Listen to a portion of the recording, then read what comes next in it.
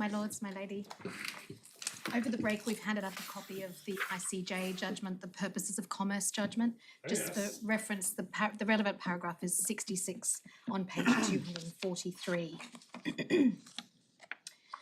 Just going back then and situating these submissions, we're looking at the context for interpretation of Article 11C, and we're looking in particular at the protocol, which is at Supplementary Bundle, Volume 22, page 8. That's in Volume 1 of your hard copy bundles.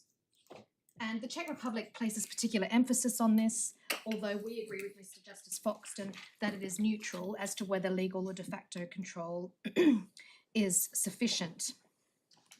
You have the provision there. I know you've looked at it a lot with Mr. Dunning. This provision only tells us that an investor may be required to submit proof of control. It doesn't tell us anything about the kind of proof or the type of control. It's very general and broad language, and the Czech Republic is seeking to limit that by saying that it suggests legal control because what this requires is objective, straightforward proof of the ostensible position. But that language doesn't appear here. They're again adding words to the treaty. This approach was rejected by Mr. Justice Foxton at paragraph 175 of his judgment. And it is furthermore based on an assumption that proof of de facto control would be difficult or subjective, which is not necessarily the case. It further assumes that proof of control, of legal control, is objective and straightforward. But the process of analysing the existence of legal control or even of ownership can be very complex, as the cases demonstrate. For example, and we'll just look at one, this is at Legal Authorities, tab 20, pages 88 to 90. This is in volume 5 of your hard copy bundles of Legal Authorities. One example is in the BMEX case. Now there, one of the investments, perhaps we could bring that up, LA 20, page 88, please. In the BMEX case, the tribunal was looking at the question of legal control for just one of the investments there in the Wagos companies. And at paragraph 226 to 230, the tribunal had to consider issues such as changes in shareholding, bylaws that govern shareholder resolutions, different categories of shares, powers to appoint board members, powers to decide to dissolve the company, to sell substantially all of its assets, to acquire debt and increase capital stock, and to veto resolutions. And if we go over the page as well, you can see there from the footnotes the number of documents that the tribunal was required to consider. So even legal control can be complex and require careful examination of the evidence. My learned friend seemed to accept yesterday that de jure control might be proved under the protocol through a lawyer's affidavit or an opinion, particularly if it was governed by foreign law, which I understand on his case it always would be. That was at day 3, page 92. He tried to say that it would always need to be clear-cut, but there's no basis for that, and it's unclear where the Czech Republic would actually draw the line, and why, in principle, this tells against de facto control being encompassed within Article 11C. Now, the claimant also asserts, if we go back to the protocol at SB 22.8, that what is contemplated is an ex ante verification of investor status. But the protocol also contemplates verification ex post, as it refers to an investment that has been made. That further undermines the Czech Republic's argument that factual control is excluded because it could not be provided, proof of that could not be provided at the time the investment is made, because ex post verification is also contemplated by the protocol. Now, there is widespread recognition internationally that control, unless it's expressly limited, does include de facto control. And I'll take you to Article 1.6 of the Energy Charter Treaty. It's at LA 108.5.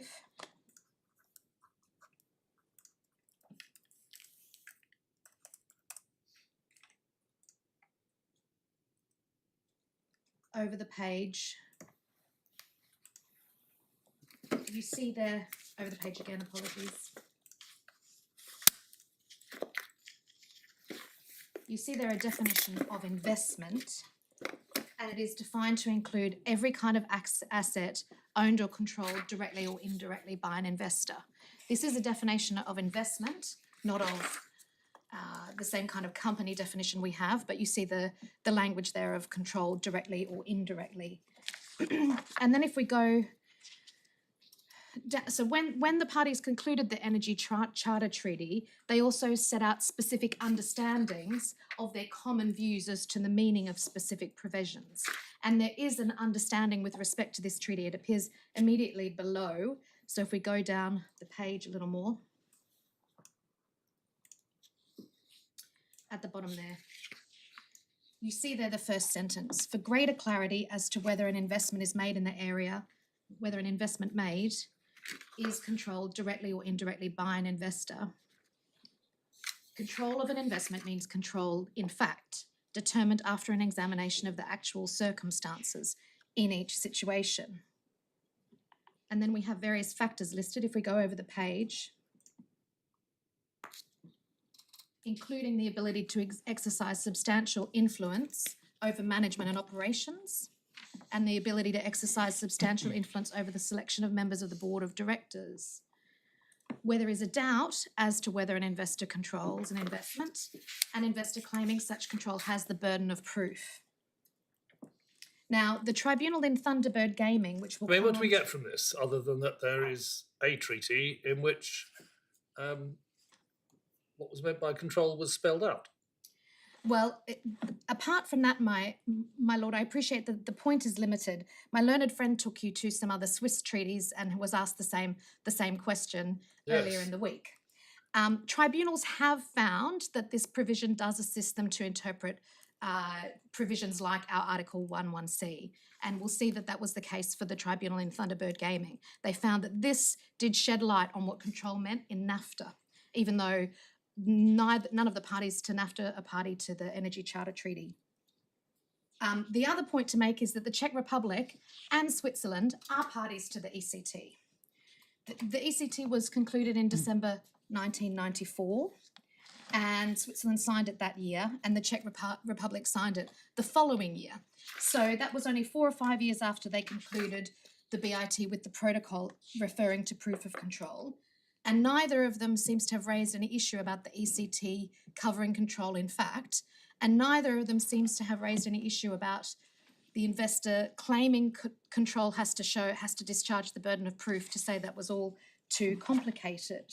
So we say that this undermines the Czech Republic's arguments to you insofar as they are to the effect that a de facto control standard is so vague as to be unmanageable.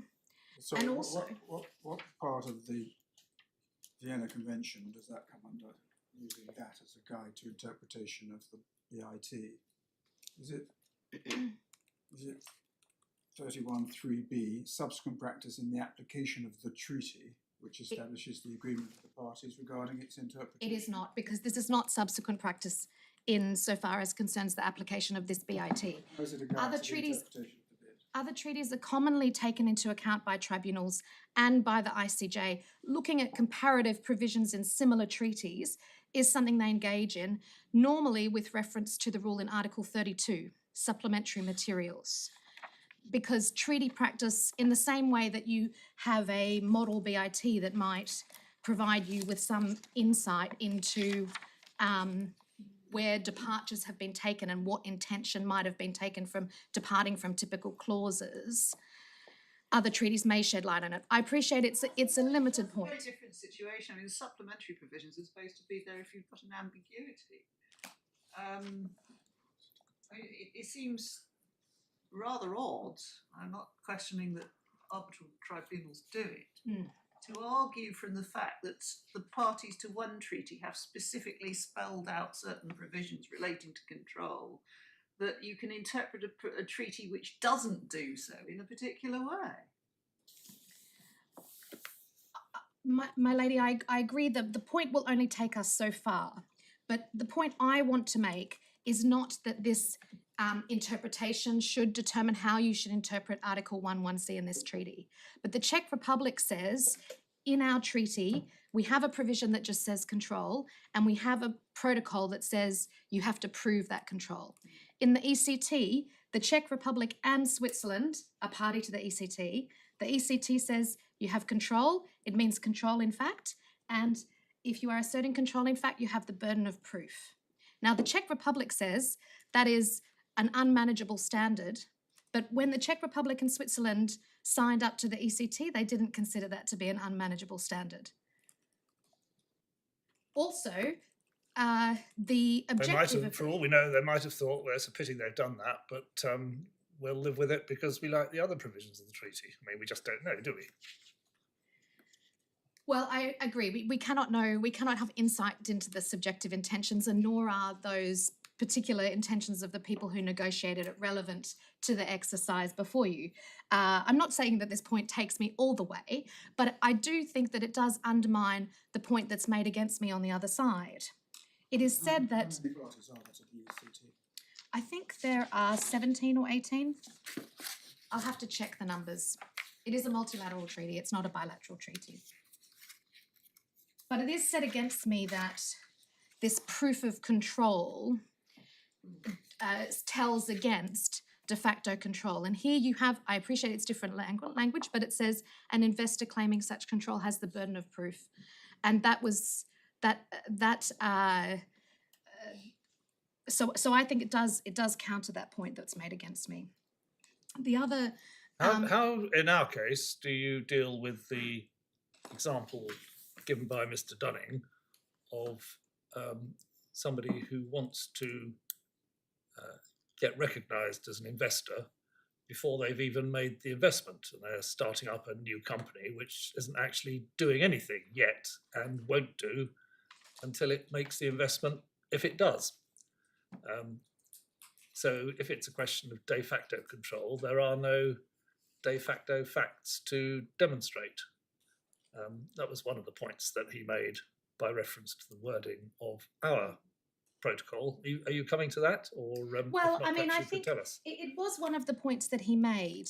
I've already noted that it's not only ex ante verification that's contemplated by the treaty, it's also ex post verification. So that certainly doesn't exclude bringing in evidence at a later date about how you've been exercising control or your powers to exercise control in fact.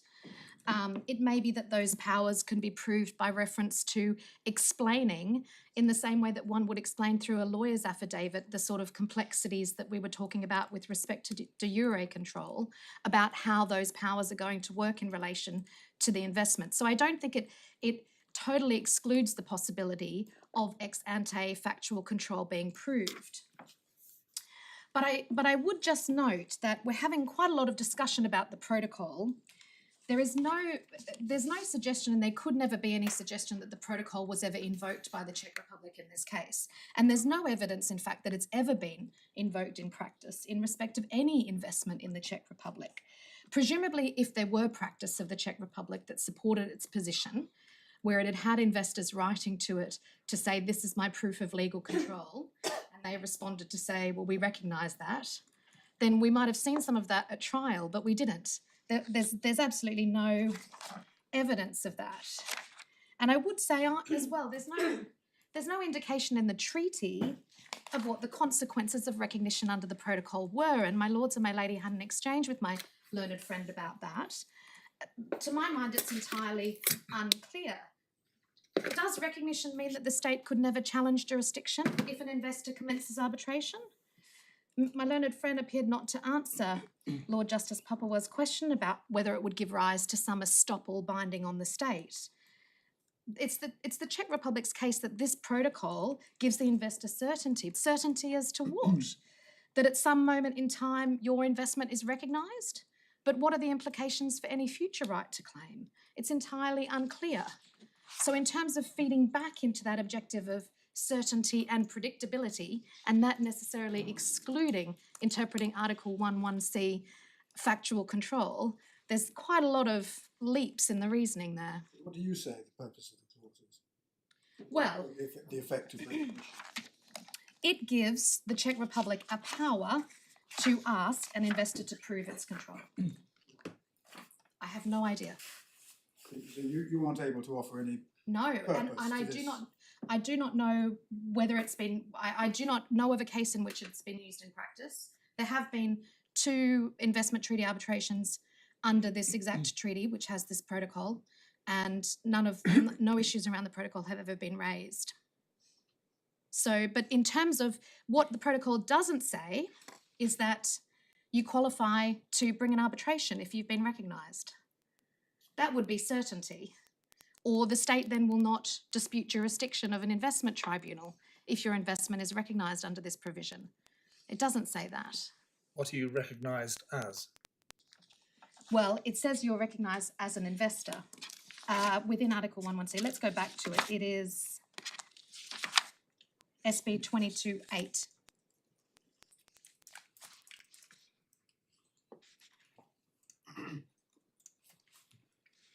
An investor, according to Article 11C, See that may be required to invest.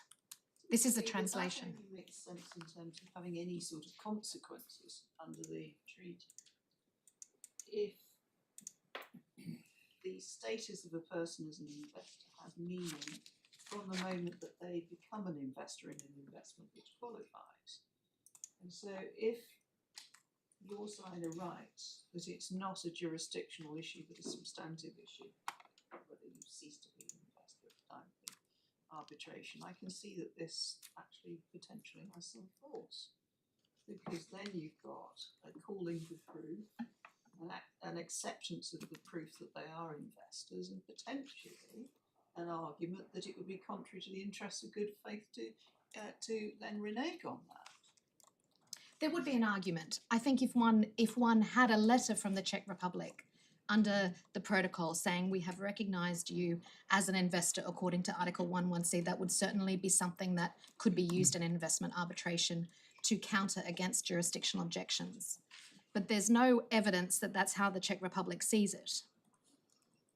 This is all conjecture, because we don't know any of the practice of the Czech Republic or of Switzerland under this provision. Well, forget the practice for the moment. You just got to look, if you're interpreting the objective intentions of the treaty parties, the question really is, what does the function of this clause, what does it serve, what's the purpose? Objectively regarded, regardless of whether anybody implements it in practice. It seems to me it only serves a meaningful purpose if there is some consequence that flows from recognition of the person as an investor, which isn't spelled out. No.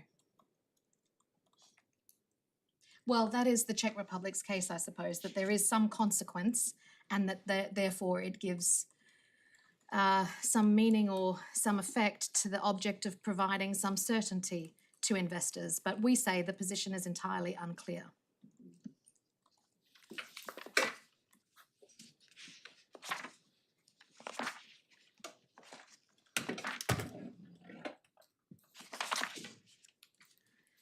Just before we leave the first paragraph of the protocol, I just want to make 3 further points. First, the Czech Republic argues that the judge's interpretation of the treaty as encompassing de facto control is contrary to good faith because it doesn't give the protocol meaning. But we say that is just another unjustifiable leap, particularly so when both the Czech Republic and Switzerland are party to the ECT, which explicitly covers control in fact and also includes this provision containing proof of control. The conclusion that would follow on the Czech Republic's case is that both states have acted contrary to good faith in entering into the ECT in those terms. Second point, there is not any suggestion that they've ever sought any verification of status under this protocol, and you have my point that there's been no practice that we've seen under it either. The third point is to address the Czech Republic's reliance on the Swiss Argentina and Swiss Uruguay protocols. And I know you looked at those with Mr. Dunning yesterday. And I can be very brief on them. As to relevance, they simply show a different and a more specific approach being taken in other Swiss treaties. So if they impose more stringent requirements for proof of control, you'll recall that they mentioned that the Swiss Argentina referred to proving control by certain facts being accepted by evidence, and the Swiss Uruguay BIT referred, for example, to being economically subordinated. You probably picked up that we didn't think that was really Mr. Dunning's best point. Well, I wanted to note that my Lady Justice Andrews asked Mr. Dunning about how economic subordination could be proved, and he said he would come back to it, although he didn't. In our view, economic subordination is a matter that could be proved on the basis of facts, not necessarily as a matter of legal rights or on legal documents, and it may be complex. The judge's unchallengeable factual finding in this case is that it was Mr. Starver who was the source of any value in Diag SE, both in terms of establishing its business and funding its attempts to enforce the commercial arbitration awards from May 2011. That's paragraph 216 subpara 4 of his judgment. Diag Human was economically subordinated to him, and that could have been proved through documentary evidence had the Czech Republic ever asked for proof under the protocol. You see, the classic example, I think, that one gets of economic subordination is the kind of company structure that we used to have for tax purposes in Europe, where you get a number of subsidiary companies and there are affiliate companies in the layer above them. And then you get a parent company.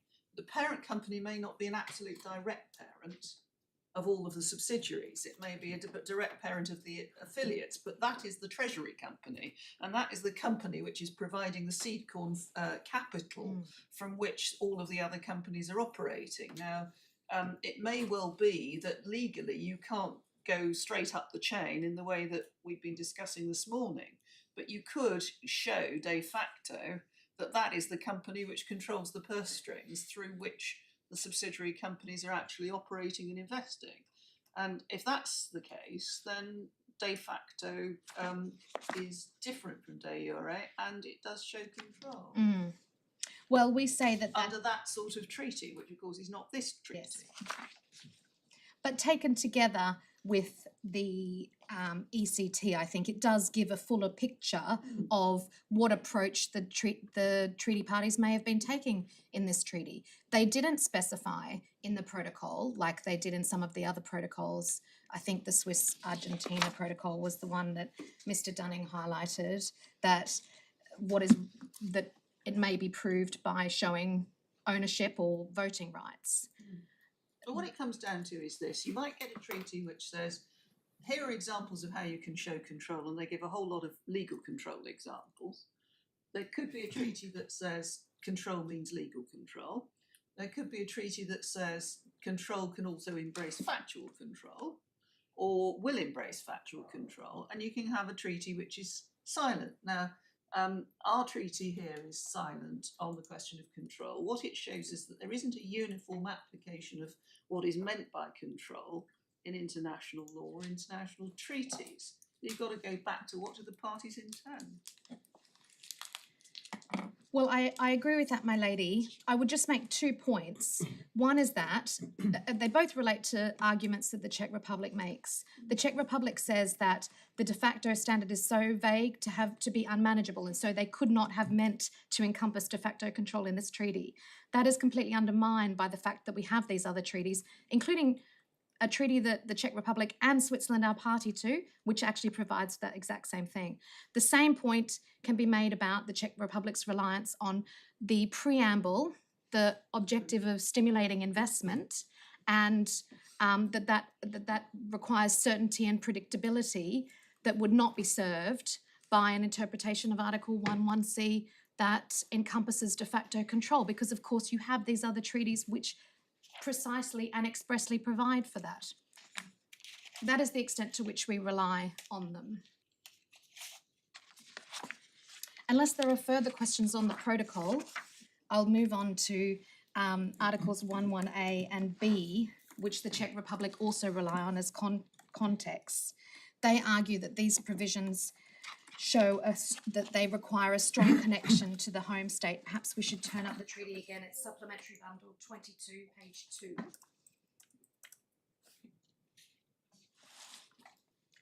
Now, the Czech Republic relies on Article 1.1a and Article 1.1b as context and as to the effect that Article 1.1c should therefore be interpreted narrowly because of this strong connection that's required. Now, Article 1.1a extends coverage of the treaty to all nationals. In contrast to some other treaties, it doesn't require a genuine connection or import a dominant nationality test for those nationals. My learned friend Mr. Dunning told you yesterday that that test applies, but it's important for you to be aware that it is disputed by us as to whether it applies under this treaty, and we are in good company in suggesting that it does not. It's also inconsistent with a long line of cases to imply it into a provision that doesn't have that requirement. So if reliance is to be placed on Article 11A as context, it's notable that the treaty parties elected not to impose any requirement of a strong connection. Second, the Czech Republic says Article 11B requires that legal entities have real economic activities in the home state, but this does not assist them.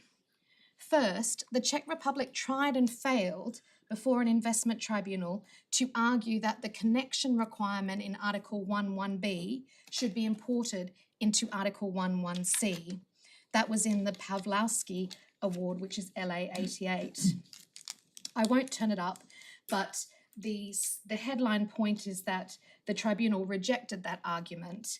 It found that the definitions of investor set out in subparagraphs A to C of Article 1 are independent of each other, and a claimant can qualify under Article 11C even if it is not, it doesn't comply with 1B. And the effect of that is that if your Swiss company doesn't have real economic activities in Switzerland, it could still bring a claim on the basis that it is directly or indirectly controlled by Swiss nationals under Article 11C.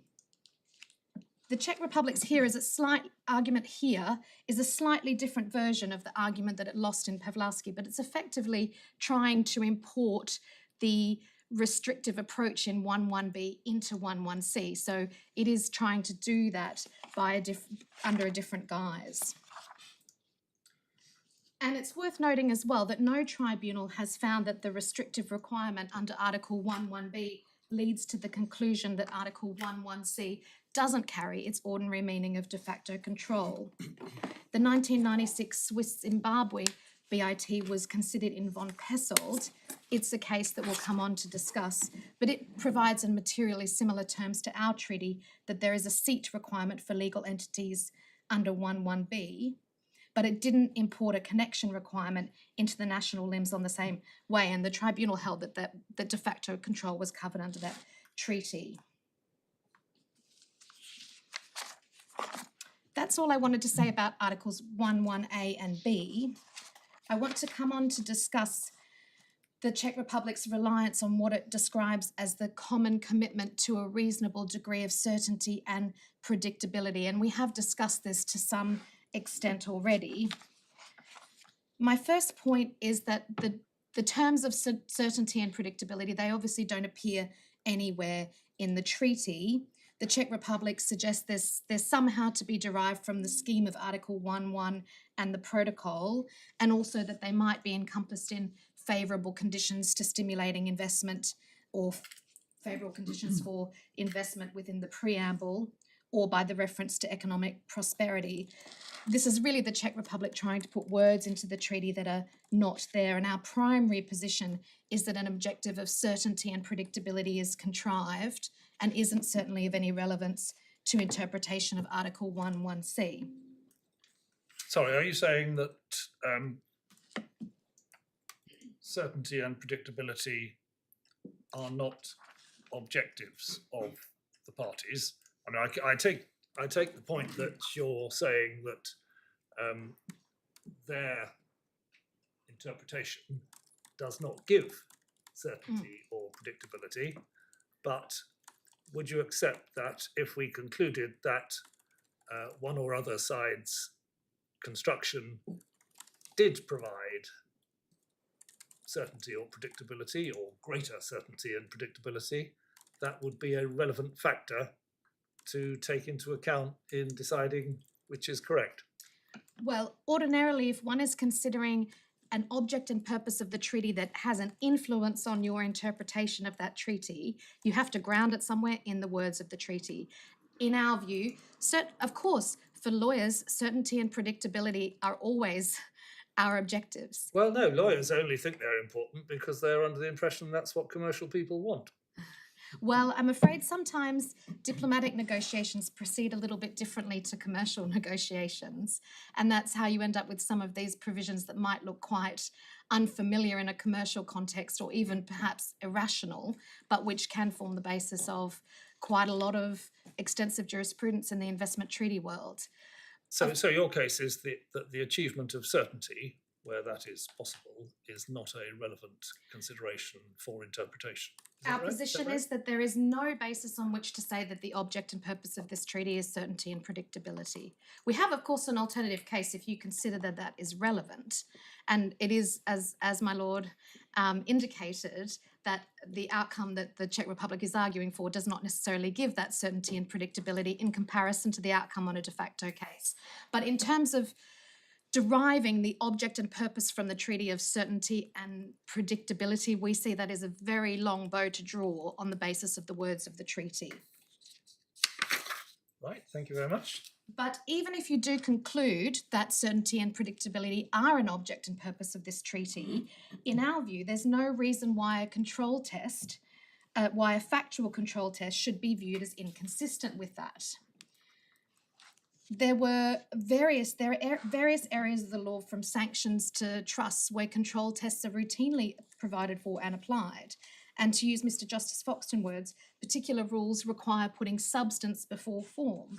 And there's no basis for suggesting that these regimes are somehow incompatible with the idea of legal certainty.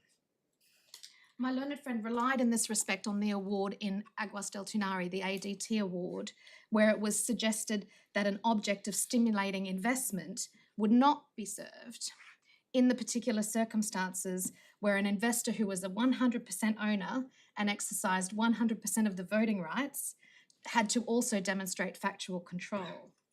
That is a very different proposition to the case at hand, and I'll come back to discuss why that case is not on point when we look at the relevant cases together. The effect of the Czech Republic's argument here is that where an investment is held through a trust, investment treaty protection could very easily be obtained by changing the nationality of the professional trustee. Given that is a straightforward exercise, it's not clear how that gives the state any more certainty than a test of factual control. In reality, it could give less certainty. In any event, questions of legal control, de jure control, can themselves involve complex questions and give rise to various disputes about shareholdings. That's even more the case where de jure control could be indirect. This is a point on which, my lords and my lady, you've already had various exchanges with my learned friend, and I've already shown you the difficulty of the task for the BMEX tribunal in respect of just one of the investments. The analysis there, as we saw, extended over about a page and a half. This is when they were assessing legal control with multiple references to half a dozen documents. The BMEX tribunal also found that another of the companies, their eGames, was under the de facto control of two of the claimants in the arbitration. And the analysis on that was also about a page and a half of the award. It's at paragraph 240, that's LA 2092 to 94. They made reference there to about 10 documents, including some isolated paragraphs of witness statements. And so in terms of the effort required to establish de jure control and de facto control in that case, there was very little difference between the two exercises there.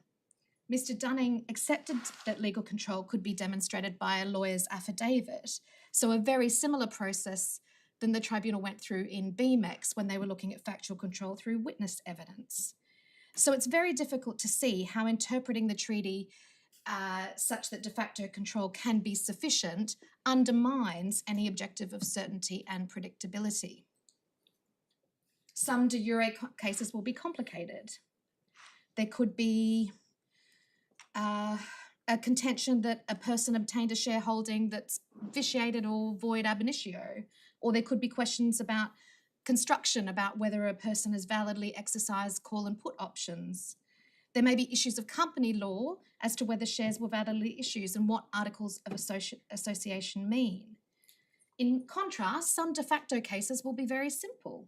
Take ours. If the Czech Republic had asked for proof of control, which they had not, we could have done what Mr. Stava could have done what he did in May 2024 and arranged for transfer of the shares back to himself personally. Or he could have appointed himself or a company under his control as trustee. I know, my lords and my lady, the instinctively, the situation seems very uncertain. But in fact, if you look at the comparatively, the exercise that one has to go through to establish de jure control and the exercise that one has to go through to establish de facto control, there may be very little difference. And so in that sense, this is why we contend that certainty and predictability are not served solely by reference to a test of legal control.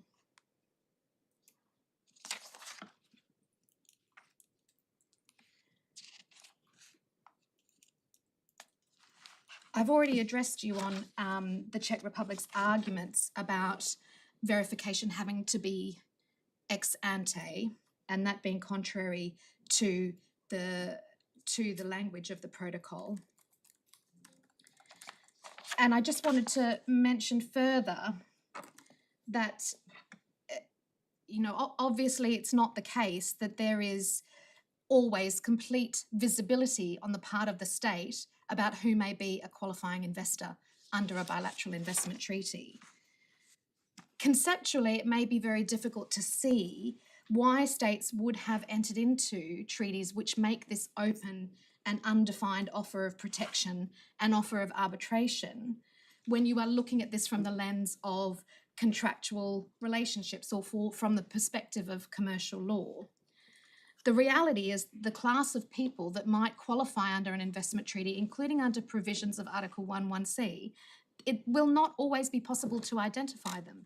There is no register of foreign investors that one must sign up to as a precondition for accessing BIT protection. But the whole regime here is based on a different idea.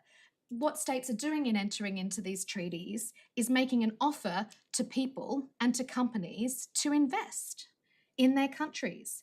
And to do that, they want to provide them with reassurance. They're trying to reassure them in order to attract that investment. The consequence of that is that the class of qualifying investors may not be easily identifiable. But in our case, on our case, the difficulties in identifying that class of investors, they could in fact be the same whether you apply a legal test or a de facto test under Article 1(1)(c). So we say that the Czech Republic's point about that, about certainty and predictability, really takes them nowhere. And I want to just go back to Article 1(1) of the treaty. It's at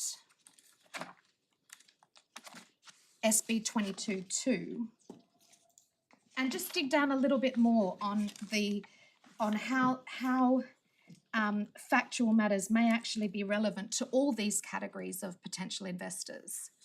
So if we take 1(1)(b), we've talked about this before. Legal entities are required to have real economic activities in the home state in order to qualify as investors. The question of qualification there, it will require factual evidence. And my learned friend accepted that yesterday as day 3, page 97. That factual evidence about real economic activities, it may be detailed and it may be disputed. And it's not necessarily capable of resolution on an ex ante basis or even ex post without an adjudicatory process. An example of how the question was investigated under a case under the Swiss Czech BIT is Out Finance and Slovak Republic. That's at LA 7277, if we can bring that up.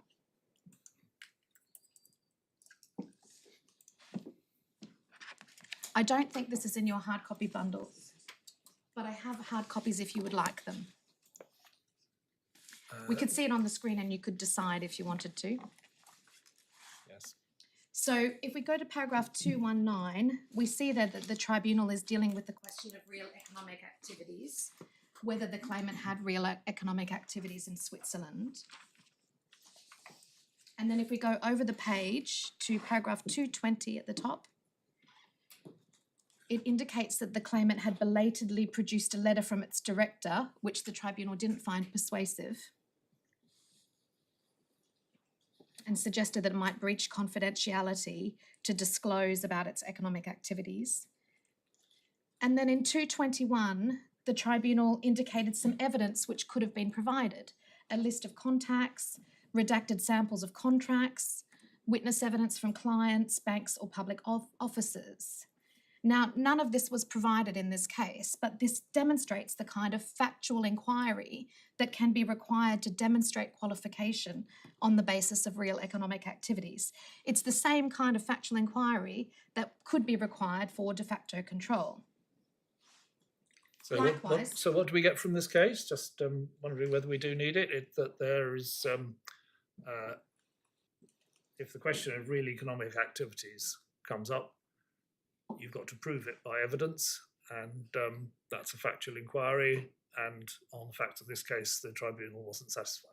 Is that the Yes, you long don't and even short have of to it? take it that far, but just to say that it's a factual inquiry and that it required detailed factual evidence similar to the kind of evidence that would be required to establish de facto control under Article 11C.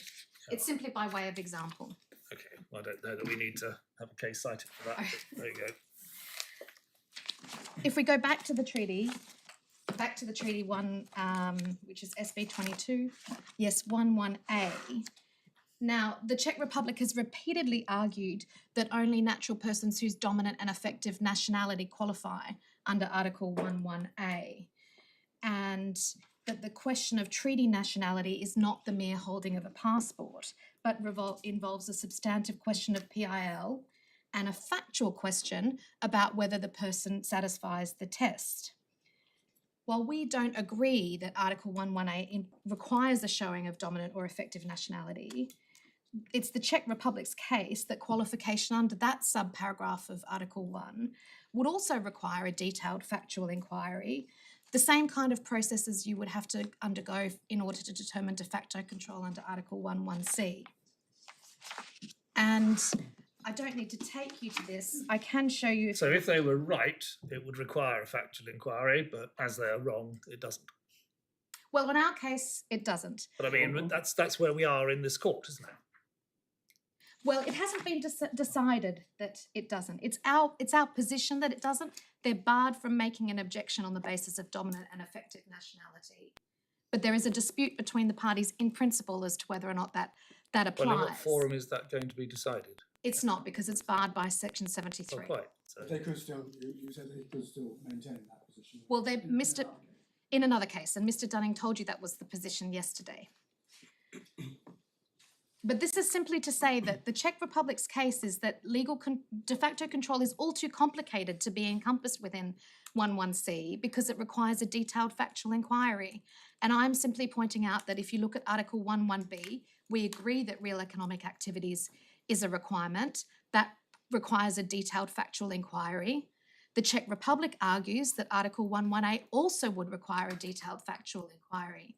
And the kind of points that they raised about this before Mr. Justice Foxton, when they sought to make this objection, to say that it was not barred by Section 73, were to say that they would require evidence of habitual residence, of the centre of Mr. Staver's interests, of his family ties and connections, his participation in public life, all those things that connected him to Switzerland as opposed to other It has to be decided in accordance with the relevant country's laws. And the relevant country's laws will tell you whether somebody is a national of that country. But I imagine it would be very unusual for the relevant country's laws to tell you whether that was their dominant nationality. Exactly. The test has been developed under international law in different contexts. And these are the kind of factual matters that are relevant. So if the Czech Republic was right in its interpretation of Article 11A, saying that dominant or effective nationality is required, then on its case, Article 11A would require the same kind of detailed factual inquiry that would be required for a de facto test under Article 11C. That's simply my point. I don't want to labour the point. I can see that that perhaps it's not getting as much traction as I would have hoped, but that's simply my point. Well, I say if the premise is right, that dominant nationality is the test, then that's a factual inquiry. But certainly, well, it's agreed that real and economic activities. It is agreed between the parties that real economic activities is the test under Article 11B. Yes. And we've seen that that requires a detailed factual investigation.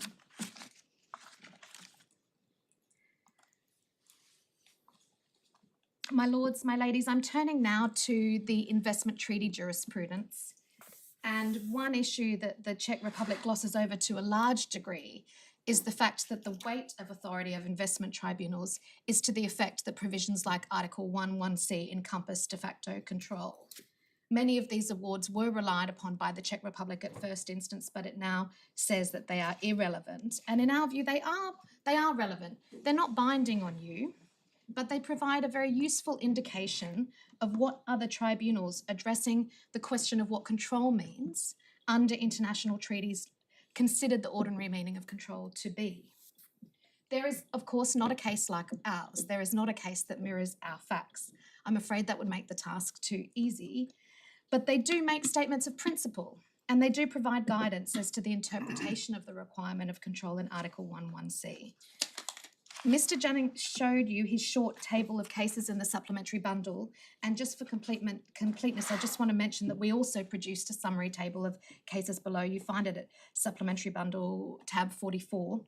I don't intend to take you to it because many of the observations there about the findings of those tribunals were picked up by the judge in his judgment in dealing with those cases at length.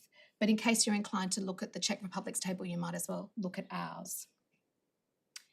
And Mr. Dunning also mentioned to you briefly yesterday that his table showed you, and it showed the judge at first instance, that the cases were irrelevant because none of them involved a protocol like the one in our treaty. That is correct. None of the cases involved a protocol. We know of no case in which a protocol has been considered. And we say that that only suggests that the argument that's made about the protocol is hopeless. But in any event, it doesn't render the authorities that we're looking at completely irrelevant. They were looking at the meaning of control under provisions like Article 11C, and it doesn't make them inapposite. Turning then to what the tribunals have concluded.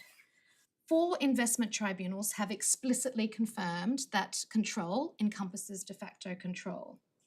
And before I take you to some of these cases, we have the names of the tribunal members in the skeletons. I don't intend to go through their CVs with you, but they're usually obviously very distinguished individuals, professors and judges and so forth. The first case is the Bernhard von Pessel case and others. It's at LA 76, and we'll turn to page 113. This is in your hard copy bundles, volume 12. We will spend a little bit of time on the von Pessel case because it is quite helpful and analogous. Can I just ask, of the cases you're going to take us to, which is your best case for a statement of the principles?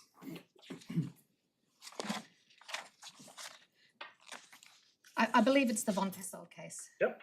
Very good. So let's look at that. So we see there, paragraph 324. Can we zoom in slightly? It's quite small text.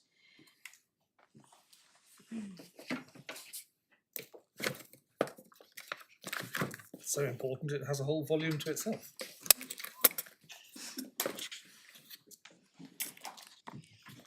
Brevity is not one of the attributes of these tribunal members, I'm afraid.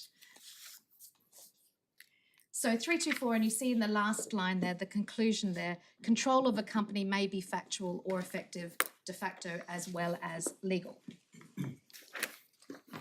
Now, when the judge was dealing with this case in his judgment at paragraph 189, he noted that the tribunal actually based the finding of de facto control on control by one of the members of the von Pessel family, Elizabeth. And this is at page 56 to 57 at paragraph 215.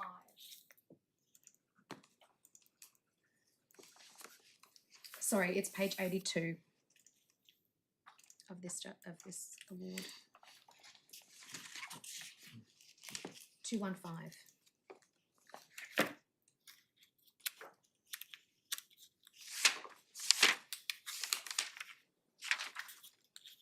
If I could ask you to read paragraph 215.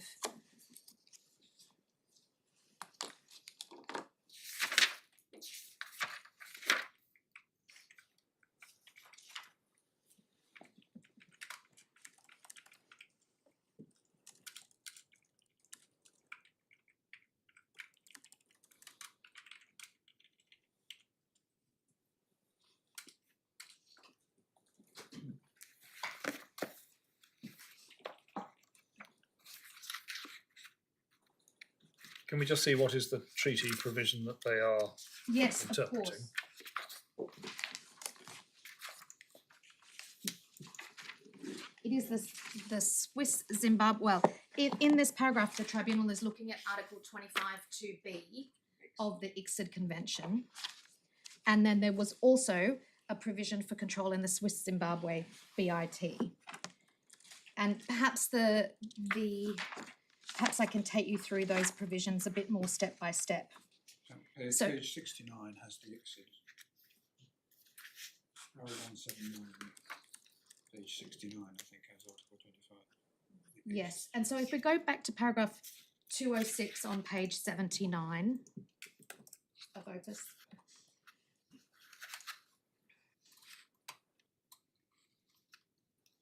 So you see the heading there, Article 25(2)(b), that's the ICSID Convention, which says, is to the effect that if there is an agreement that because of foreign control, someone is treated as a national of another state, that satisfies the jurisdictional requirement under the ICSID Convention.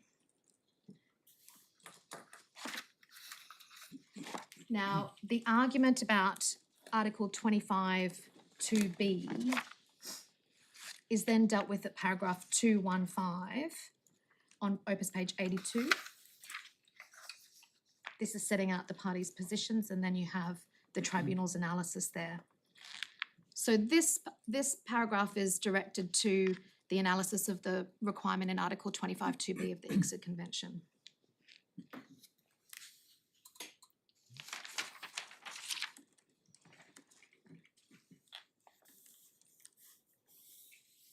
Then if we go down to paragraph 216 just below, this then goes on to discuss the BITs. And the Swiss Zimbabwe BIT in this case said that it covers legal entities as Article 11C, which are effectively controlled by natural persons or legal entities that are essentially Swiss. And where do we find that? Could you just... The Swiss Zimbabwe VIT is unfortunately not on the Opus bundles, but I think it is quoted in the award. I will find it for you. Article 11C of the Swiss Zimbabwe VIT.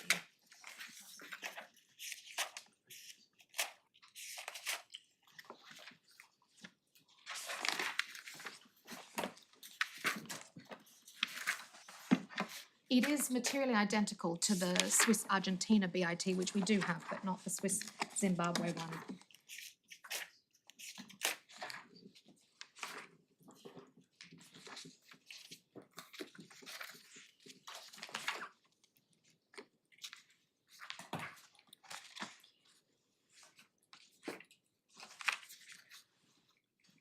So I will come back to provide you with that quotation. I'm sorry about that, but if I can take you through this, the only material difference between Article 11C in the Swiss Zimbabwe BIT and the Swiss Czech BIT is that it said effectively controlled instead of controlled. But you see here, then we get on to paragraph 216, and the tribunal there is. It doesn't have directly or indirectly. It does have directly or indirectly. No, it does not have directly or indirectly. I apologise, my lord. The word effective immediately steers one towards practicality, doesn't it? And therefore towards factual interpretation. Maybe a difference. Well, and you have seen some Swiss BITs do use the term effectively. The table of cases that I mentioned to you does have a full analysis of the differences in the treaty wording, and also demonstrates that actually no tribunal has seized upon the word effectively as proving a point of distinction. Although I think there was some discussion about it in one case, and I will come back to that just to ensure that I've given you a full picture about that. Some Swiss BITs do say effectively. So here we have the tribunal dealing with, under the heading of the BITs, and they say at paragraph 216 that the respondent disputes control on the basis of Article 25(2)(b), and we saw that being dealt with above. But then at paragraph 217, the tribunal says that the respondent also contests control because of Rudiger's shareholding. I'll come back to explain that. And then over the page, at the top of the next page, it says the respondent's argument appeared to be relevant to the tribunal's consideration of effective control for the purposes of determining its jurisdiction over the claims. So this is the part of the award where the tribunal, so it dealt with the question of foreign control for the purposes of Article 25(2)(b), and then it dealt with the purposes with the Article 11(c), effectively controlled. It dealt with both of those.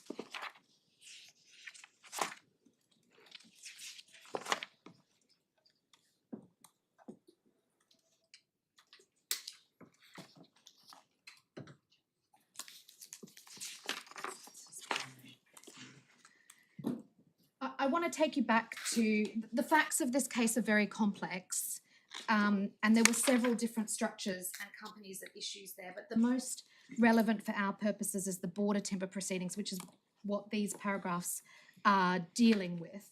And again, in the section here where we're talking about the treaty, if we go to paragraph 221 at page 84,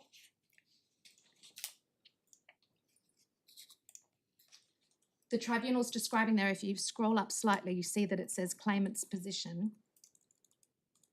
And if I could ask you to read what the claimant's position was on control in paragraph 221, including the quotation.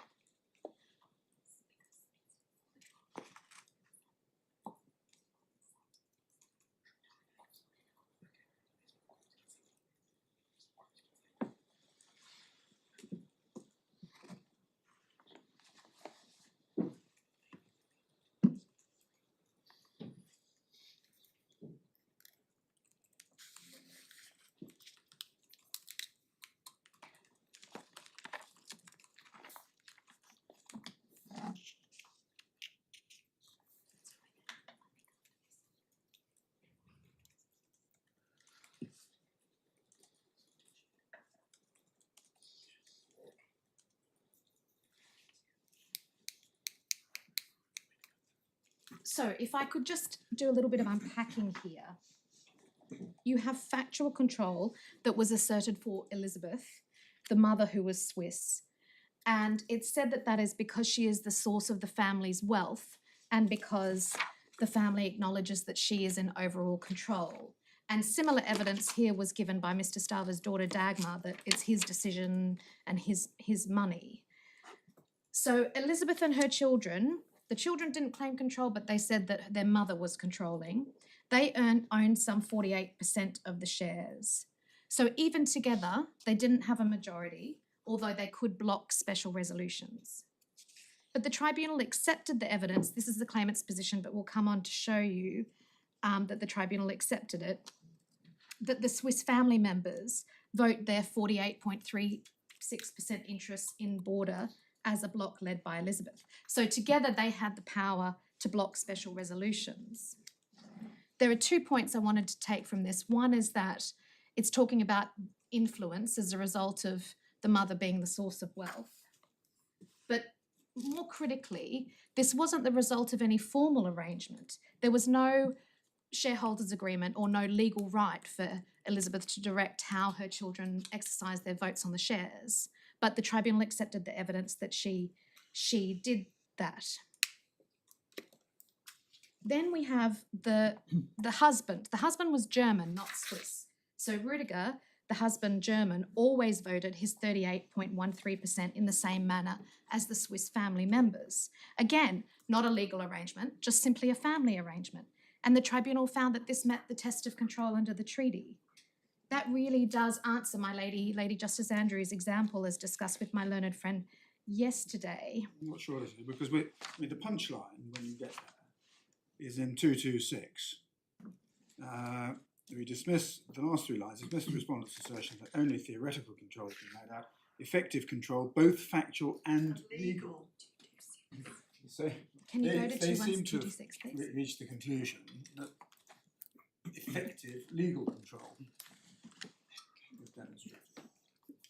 Now, that's not legal control in the sense that Mr. Justice Foxton was using the word. But effective legal control may be a different concept. It's not, Well, it's it not may be that the control in the sense we've been using it. And even if it were, it doesn't raise the question whether legal without factual or factual without legal is sufficient, because they managed to prove both.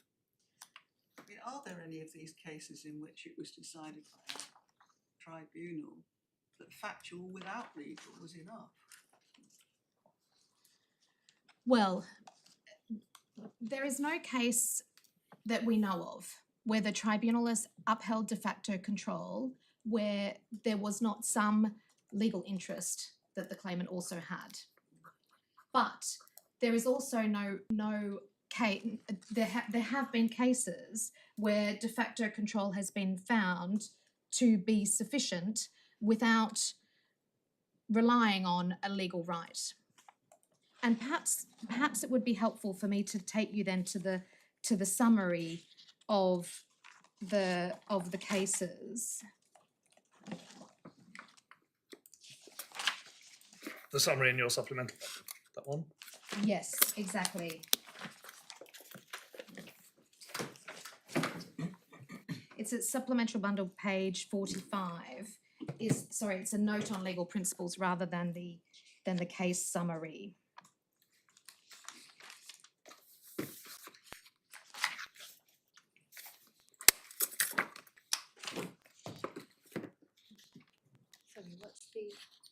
Sorry, SB 45, page 13. Oh, yes.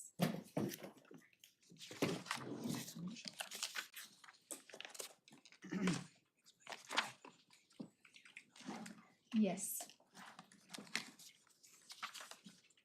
So if we go back to page 1 of this document, this is the note on legal principles that we provided to the judge, and the summary of the cases starts on page 8. It might be page 9 of the Opus bundle reference. That's it. Sorry, back up.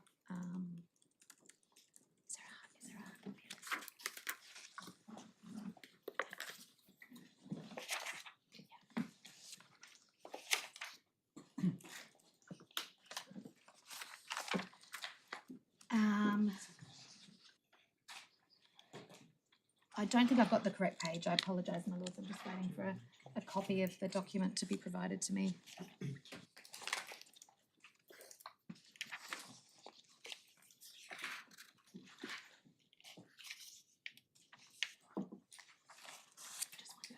You've got a list of comments on cases at paragraph 17. Yes. Following. By 14, you've got C attached to table of cases. Yes, that is the table of cases, but this is a summary of it. No. So we have de facto control sufficient. Okay, so if you go to paragraph 17, which is on page 10, we have the summary of the key points from the cases. We have von Pessold, which we've been just looking at there. Then we have Mackay and Saudi Arabia, where the tribunal agreed with the parties that control can be de facto. Then we have BMEX, and we're going to come on to BMEX. The tribunal held that an investor can be said to control an enterprise either if it has legal capacity to control, regardless of whether it exercises de facto control, or if it exercises de facto control, regardless of whether it has legal capacity to control. It may be that BMEX, my Lord, Lord Justice Mills, was the answer I should have given you when you asked for the best statement of principle. There we go. And you see over the page on page 18, just continuing the summary of the statements of principle, that several tribunals have not explicitly stated that the test is de facto control, but they have applied a test of factual control when they're applying the law to the facts.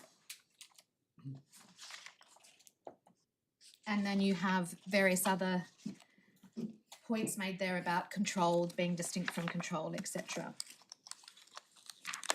I appreciate this note may be of limited relevance to you because it was prepared for the trial judge and the bundle references are all trial bundle references. We have a hard copy where we've updated the case references to the Court of Appeal bundles in case you would find that relevant. I can provide that to you.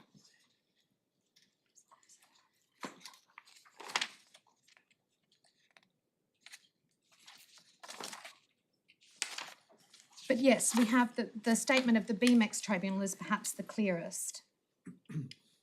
And that was picked up by the judge in his judgment at paragraph 1932. That control could be established where an investor does not own a number of shares sufficient to confer the legal capacity to control, but is otherwise able to exercise de facto control.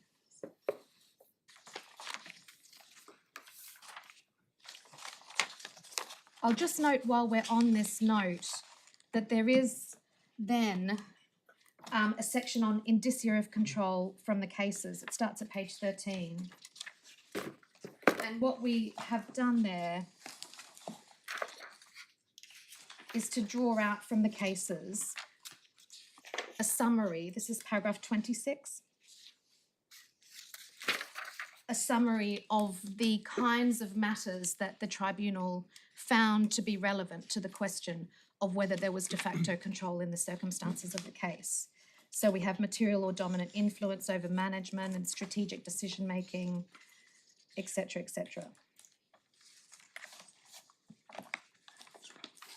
Well, that would apply if you had a CEO who was Swiss and was effectively running the company and making all the decisions, but had no interest in it at all, other than that he had a salary. Well, I think all of these factors are assessed, and the way that tribunals have done it is to assess them in the round. So if you do just have somebody in a pure managerial capacity, then obviously it might meet this requirement, but wouldn't necessarily meet all the other requirements. And I mean, it is always necessarily going to be a case-specific exercise, a matter of weighing particular factors. But certainly it's not our case that Mr. Starver was acting as a manager.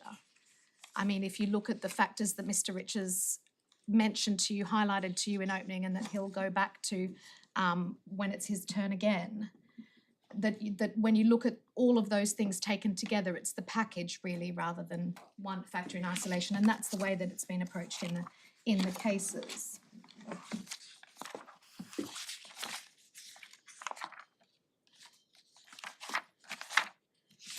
And we'll see that actually when we come on to look a little bit more at BMEX, and perhaps we could do that now.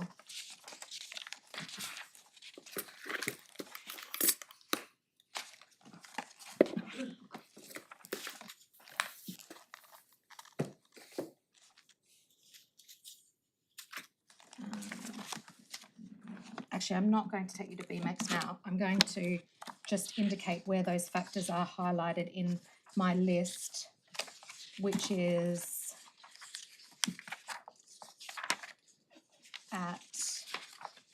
we have the statement of principle at paragraph 17.3, and then you have the BMEX material that is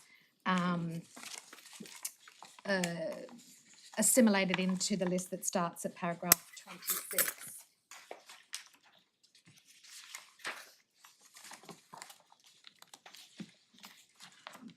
But in terms of statement of principle, you do see very clearly from BMEX that de facto control without a legal right of control is considered to be sufficient. And that then leads me on to addressing you on the Aguas del Tunari case, which is the case that Mr. Dunning spent quite a bit of time on. It is at LA 66. Now, in our submission, this decision is of limited relevance to you. First, if you read the majority of ADT as requiring legal control, their decision was an outlier. It was decided in 2005, while there were several other awards since then where control has been held to encompass de facto control, and the BMEX decision where it's clearly stated that de facto control is sufficient. Second, and this is a point that came out of the discussion with my learned friend over the last two days, the question there was not whether de facto control was sufficient. It was not the same point that is arising from the Czech Republic's challenge. It was rather that the state was saying you have to show factual control as well as legal control. And their view is that in that case, the factual control was exercised by an entity further up the chain, which was a US company who didn't qualify under the Dutch BIT. It was the Dutch Bolivia BIT in that case. So the question was really whether the claimant had to produce proof of actual or evidence of de facto control beyond the proof of legal control. It had 100% ownership of the legal entity. Now, if we turn to paragraph 264, LA 6666,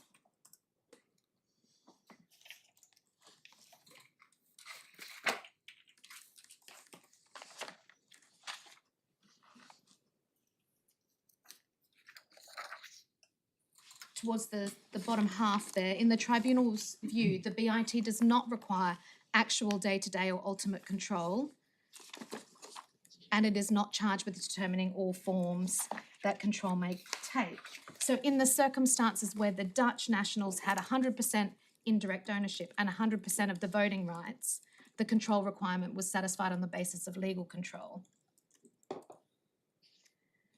Now, the ADT tribunal also appeared to accept that evidence of de facto control could be relevant in the case of a minority shareholder, and that's at paragraph 288 at page 70.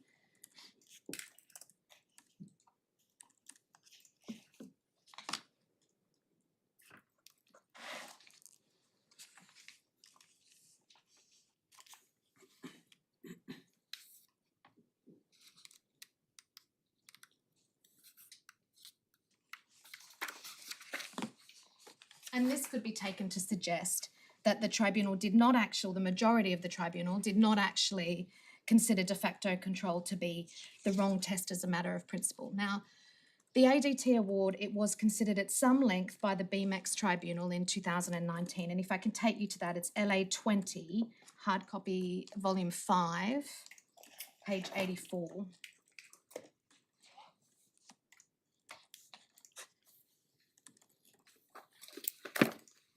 From paragraph 215 onwards. Now, the tribunal in BMEX was considering control in the same context as the ADT tribunal. I apologise. It's hard copy volume 5, LA 20, tab 20.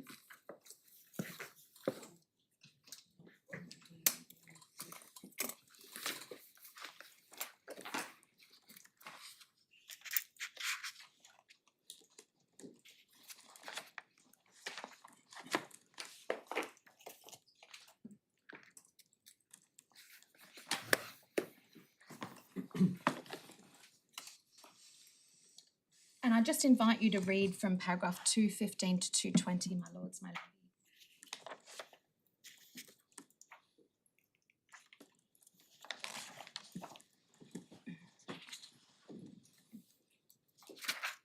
Perhaps you could take off 215 to 220.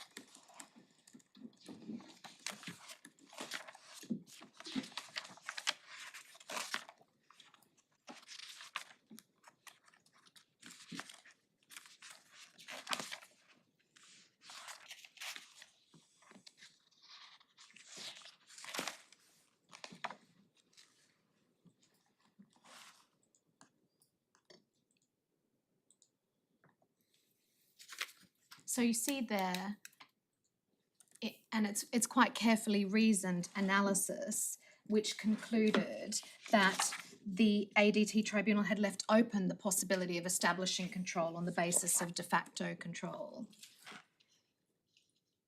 And BMEX... But although they are speaking about de facto control in the sense in which that was used in the Aguas del Tinari case, which was that you had the legal right to exercise control, the question was whether you actually exercise those rights. So they're both, in a way, different kinds of de jure control in our terminology. Well, if we go back to paragraph 205 of this award, where, because of course the tribunal is using the language of de facto control as the way they have considered it as well. So if we go back to 205, which is at page 82, 205.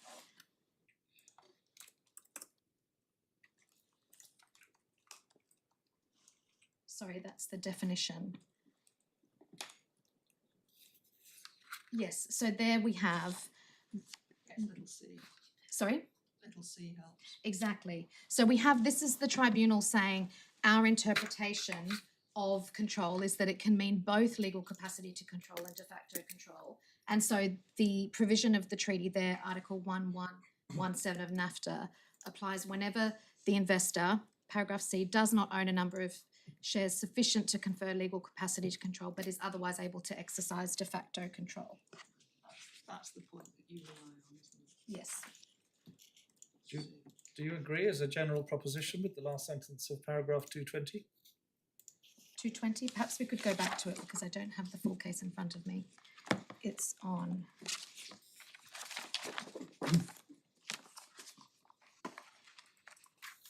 page 86, I think.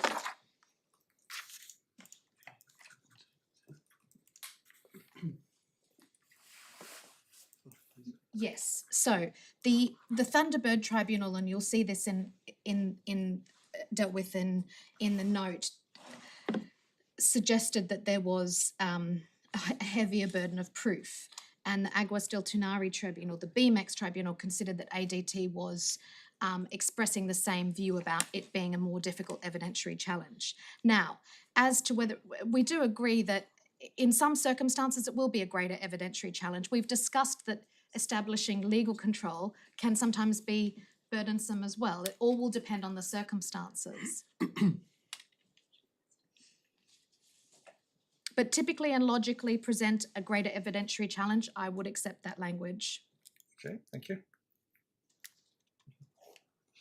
If we can turn then to how the judge dealt with Aguas del Tinari, this is core bundle page, tab 23, page 55. This was paragraph 185 of his judgment.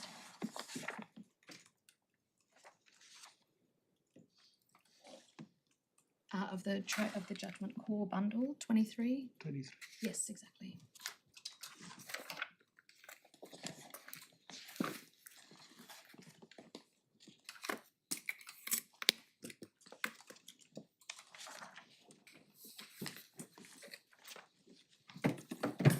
This is the August judgment, page paragraph 185.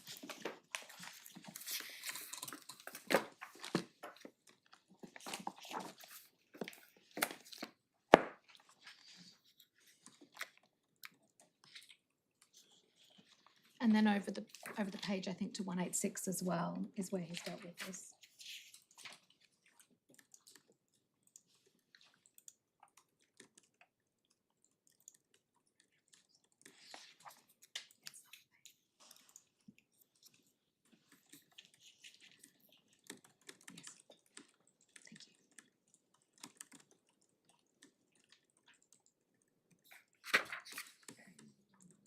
Thank you.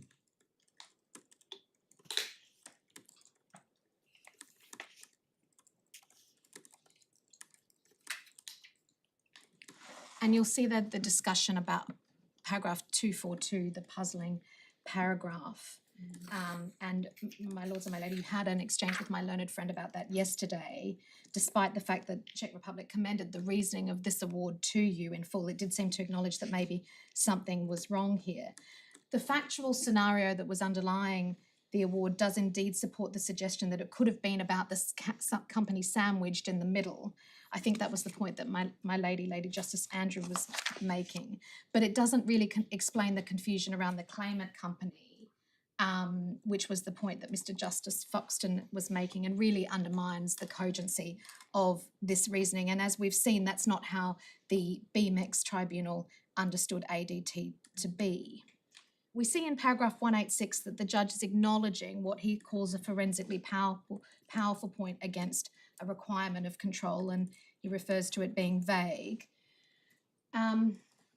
The Czech Republic relies on this and then says the judge didn't later mention it again, but he did go on to note that the majority in Aguas del Tunari were clearly prepared to contemplate a wide variety of forms of legal control.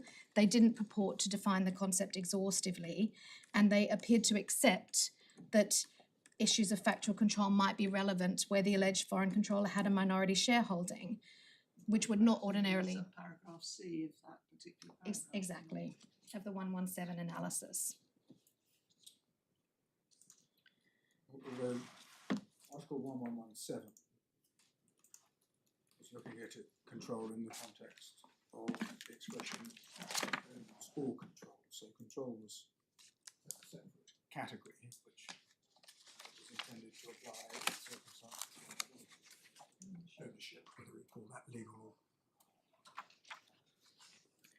or Article 117 of NAFTA. Yes, although I would say that there's not, that the reasoning of the BMEX tribunal did not turn on the point of looking at owns or controls. And you'll recall in ADT that there was a reference to or owns or controls, and the tribunal then went on to find, puzzlingly, that control still requires an ownership interest in ADT. But for the reasons we've explained, we align ourselves with the reasoning in BMEX explaining what ADT actually decided. We don't think it's on point and it doesn't assist you. And it was decided a long time before these more recent awards.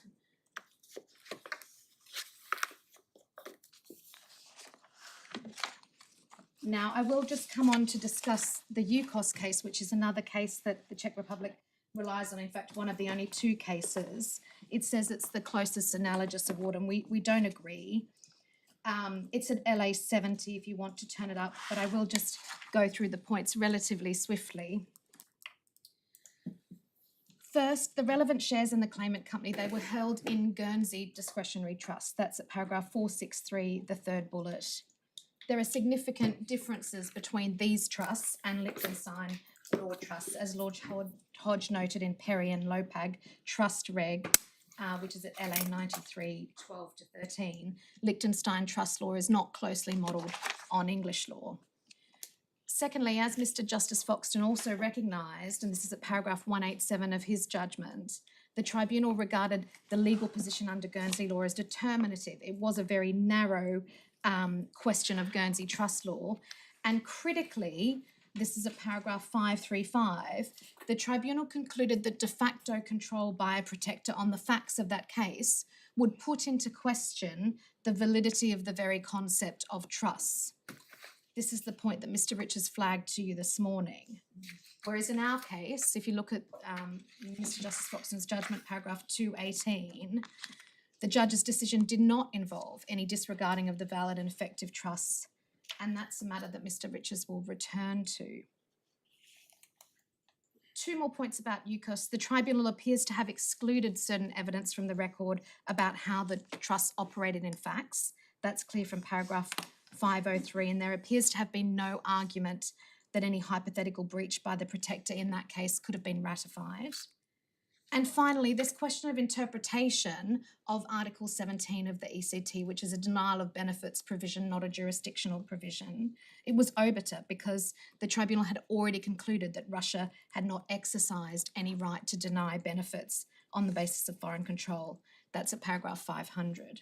But on the meaning of control in that provision, Article 17 of the ECT, this is a matter on which tribunals have also differed, and the tribunal in Plama and Bulgaria held that control for the purposes of Article 17 includes control in fact. including an ability to exercise substantial influence over the legal entity's management and the selection of members of its board of directors or any other management body. So that's at LA 454, paragraph 170, and that's cited in the judgment at paragraph 184. What that tends to suggest is that a managerial function or a purely administrative function doesn't equate to factual control for any relevant purpose. Well, it's not our case that management in a managerial role in and of itself is sufficient. And that tends to support that analysis, doesn't it? That it isn't sufficient. Yes. The second case that the Czech Republic places significant reliance on is Agarwal against Uruguay. The tribunal there is addressing the question, this is LA 86, hard copy, volume 14. It was addressing the question whether discretionary beneficiaries of a Cayman Islands trust had an investment. In that case, the trust was subsequently converted into a fixed trust, but the tribunal held that the dispute arose before that change. So the question before the tribunal was whether the discretionary beneficiaries had an investment. Before the tribunal, no issue of control actually arose. And the treaty in that case had specific provisions which the tribunal found meant that a possessorial link was required. That's a paragraph 181 of the award. The Czech Republic says that the judge's conclusions are at odds with this award, but we just think it's simply not on point. And as was mentioned this morning by my learned friend, Lord Verderame, the award was successfully challenged before the Paris Cour d'Appel, and it rejected the argument that the tribunal had no jurisdiction because the dispute had arisen before the trust became a fixed trust. That's LA 2711, paragraph 70 to 71. It followed from that finding that the issue of being of a discretionary beneficiary having an investment really has fallen away. The judge did give careful consideration to the relevance of this award in nearly a full page of his judgment. That's at paragraphs 207 to 8. And he noted the distinguishing features and the fact that the award had been set aside in relevant part. And in our view, he dealt with it properly, and it has no persuasive impact on the issues to be decided on this appeal.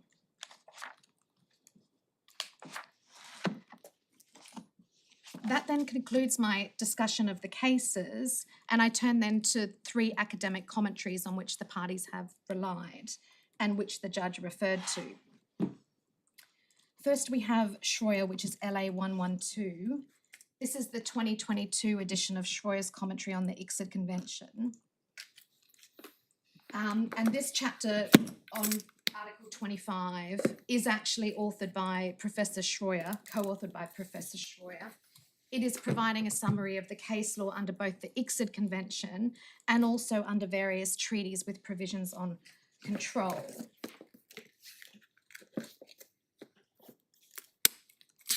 Now, I'll come on to this. The next commentary I'll discuss is Mr. Douglas's book. Mr. Dunning tells you that you should, well, my learned friend Mr. Dunning indicated to you that Schroyer was irrelevant because it was dealing with a different issue to what Professor Douglas is dealing with. But I just want to mention that, in fact, they are dealing with the same point. If you go to Opus page 8, in fact, let's start at the beginning. We see it, the heading there is split between ownership and control. And paragraph 321, you have a reference there to investment treaties which provide that ownership or control is sufficient to qualify an asset as an investment. You have a reference to, at the end of that sentence, to footnote 519. And if we scroll down, we see that that's actually 519 is Mr. Douglas's book, and to the exact pages that Mr. Dunning relies upon, and I'll come back to that shortly. But for present purposes, it's clear that this extract is addressing the same point as Professor Douglas. So if Professor Douglas is relevant, so too this must be. And my learned friend Mr. Dunning also told you that that Schroyer is not about definition of control about an investor, it's only about control of an investment, so it's a different category of case. But if we go through the analysis, you'll see that it's actually dealing with both kinds of scenario. And if we go over the page to paragraph 325,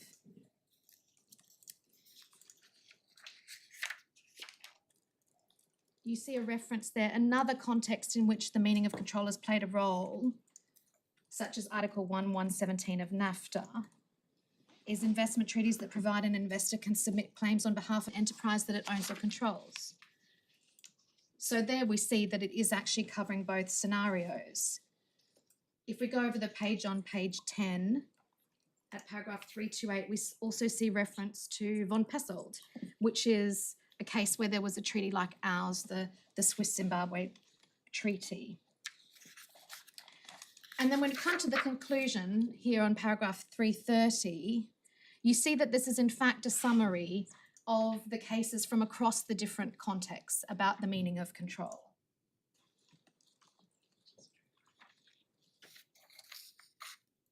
And it concludes that what matters are not formal parameters like the existence or amount of ownership, but the actual ability to direct the actions of the controlled investment. So it's not just a list of legal factors, powers of management, operation and expertise.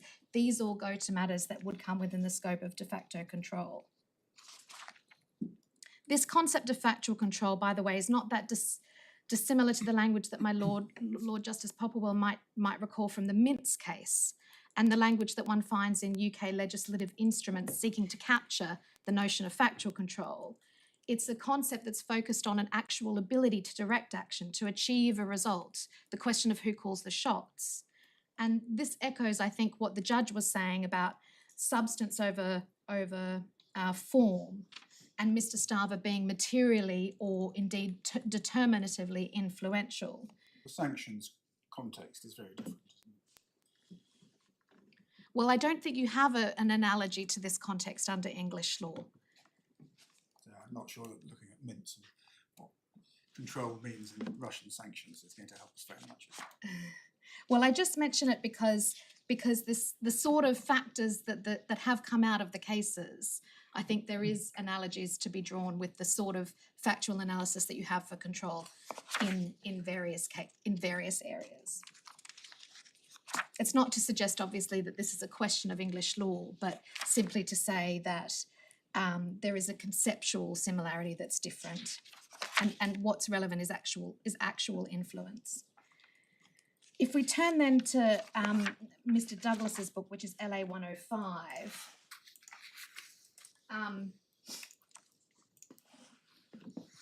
this was published in 2009, not long after Mr. Douglas left practice, and he became an academic, and he was awarded a PhD on the basis of this book. He's obviously now a professor and a Silk and a very established practitioner.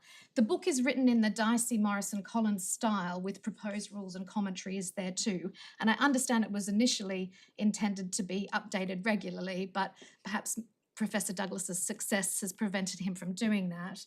And certainly there hasn't been a new edition since then. And of course, one should keep in mind that this was written now some 15 years ago. So it is a very long time in the world of investment treaty arbitration jurisprudence. And some of it was aspirational. The extract on which the Czech Republic relies is part of an aspirational rule. If we go to page 5,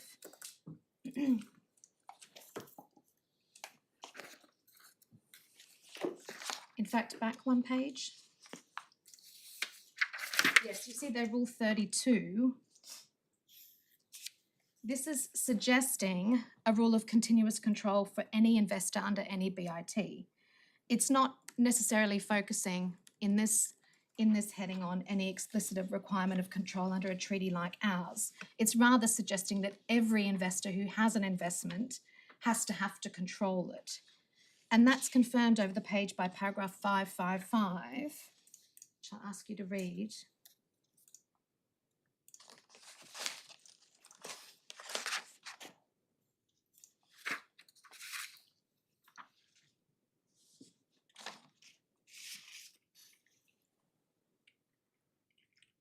Then, of course, in 556, we do see reference to treaties such as ours, as well as to this implicit requirement.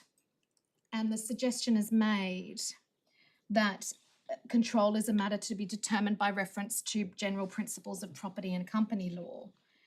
Our position is that this may have been arguable on the basis of the state of the law as when it was written, but it simply doesn't now reflect the weight of case authority. And I've taken you to authorities, especially the BMEX decision, that indicate that de facto control is sufficient. And further, that the question of control is to be determined by reference to criteria which are not based on domestic law. In fact, some 10 years after this book was published, Professor Douglas was a member of the tribunal in Italba and Uruguay. That's at LA 81. And that tribunal confirmed that determinations as to whether an investor controlled an enterprise will involve factual situations that have to be determined on a case-by-case basis. And they assessed control actually on the basis of evidence of de facto control. That's paragraphs 259 to 263 of that award. We could look at paragraph 256, which is at 77, page 77, just briefly to see some of the evidence that the tribunal looked at this case. This is hard copy, volume 13. Page 77, please.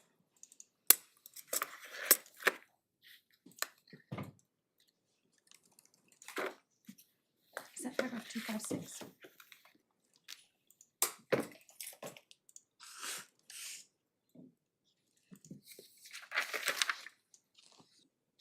Could you? Yeah, 256. Thank you. So starting at 256, and this goes over a number of pages because of all the detailed evidence the tribunal was looking at, but we see in 256 that the tribunal's put forward several documents in support of its argument. It made business decisions.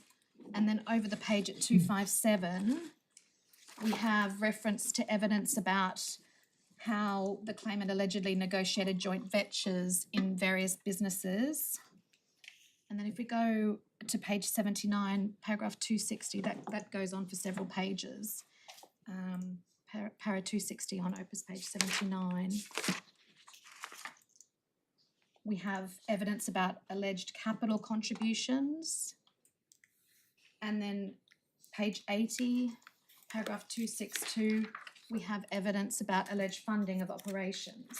And this is obviously all factual material, and it runs completely counter to the argument that Professor Douglas made in 2019, that it would be more principled for a tribunal to have reference to general principles of company law to develop a test. Now, the Czech Republic seeks to downplay this case yesterday on the basis that the claimant failed on the facts, so the tribunal didn't need to resolve the argument about the test. But the point here is simply to say that if it was simply to be resolved on the basis of property law, they wouldn't have had to look at these facts at all. And certainly there's no statement by Professor Douglas in this award that he's only looking at the material because the claimant says it's relevant, but we think it's irrelevant. So we do say that that demonstrates a shift in position. Maybe the judge was a bit polite in the way that he put it in his judgment. He said that he wasn't convinced that Professor Douglas was addressing the specific question before him. He didn't say in 2009 Professor Douglas was arguing for a position that's now well out of step with the jurisprudence, and that it was inconsistent with his own position as expressed in Italba, which assessed the question of control on the basis of de facto control and factual evidence, not on the basis of principles of general property law or commercial or company law. So that's Professor Douglas. We then turn to the writing, the chapter by Mr. Schmidt, LA 106. And the relevant paragraph is at page 9, hard copy bundle, volume 17. Now, the Czech Republic has placed reliance on this. With all due respect, Mr. Schmidt is not an eminent publicist like Professor Douglas or Professor Schroyer. But insofar as the court finds this analysis useful, we would make the following observations. The suggestion that's made here is that ownership also qualifies an investor because control, it implies an absolute majority of shares, whereas control requires at least a minority, a relative majority of shares. We do not agree with that. we've already seen that it doesn't necessarily align with what's written in some Swiss BITs, including the Swiss Uruguay BIT, which refers to evidence of economic subordination, providing for recognition under a control provision. And it's difficult to square what Mr. Schmidt said with Mr. Dunning's primary case, that the only way to exercise control is through a majority of voting rights at a general meeting. That was at day 3, page 32. Mr. Schmidt cites a 2005 article by Professor Schroyer in a footnote. That article's not in the bundle, but the Schroyer edited commentary also obviously disagrees, and I've taken you through that already. And there are some other aspects of Mr. Schmidt's chapter that actually support our case. So if we go back to the page before 664,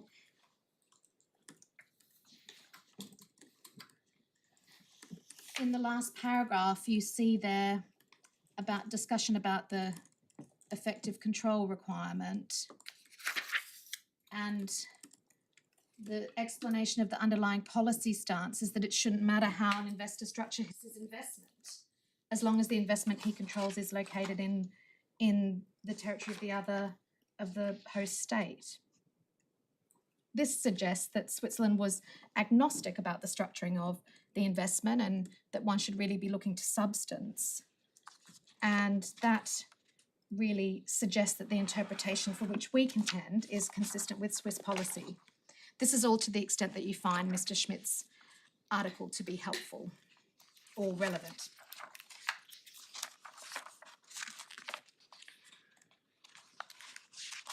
I come then to my final point, which is to address the Czech Republic's arguments about good faith interpretation. And the argument is essentially that only its interpretation of Article 1(1)(c) is consistent with the requirement to interpret treaties in good faith. It's not disputed that good faith forms part of the interpretive process, but we do dispute that good faith dictates the conclusion that the Czech Republic contends for. And there are essentially 4 arguments that the Czech Republic puts forward. The first is that its interpretation should be preferred because only it would give the protocol meaning.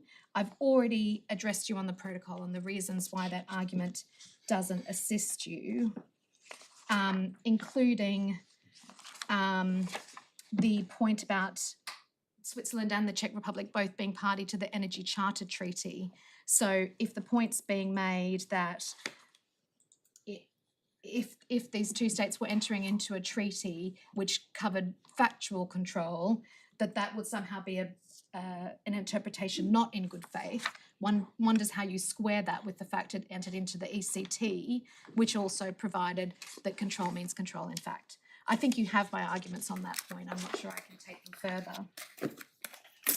The second argument made by the Czech Republic on good faith is that its interpretation achieves the balanced approach between states and investors that the treaty envisages.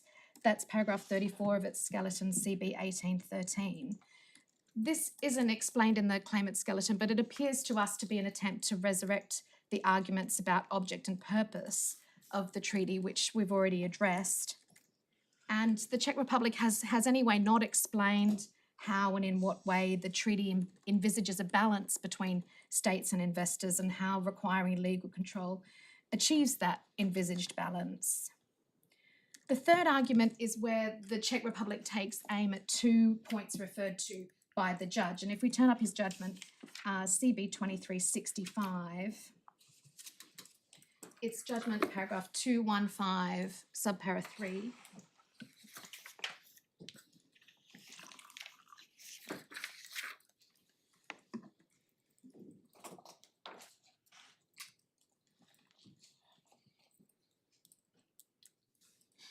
I think this paragraph goes over the page slightly.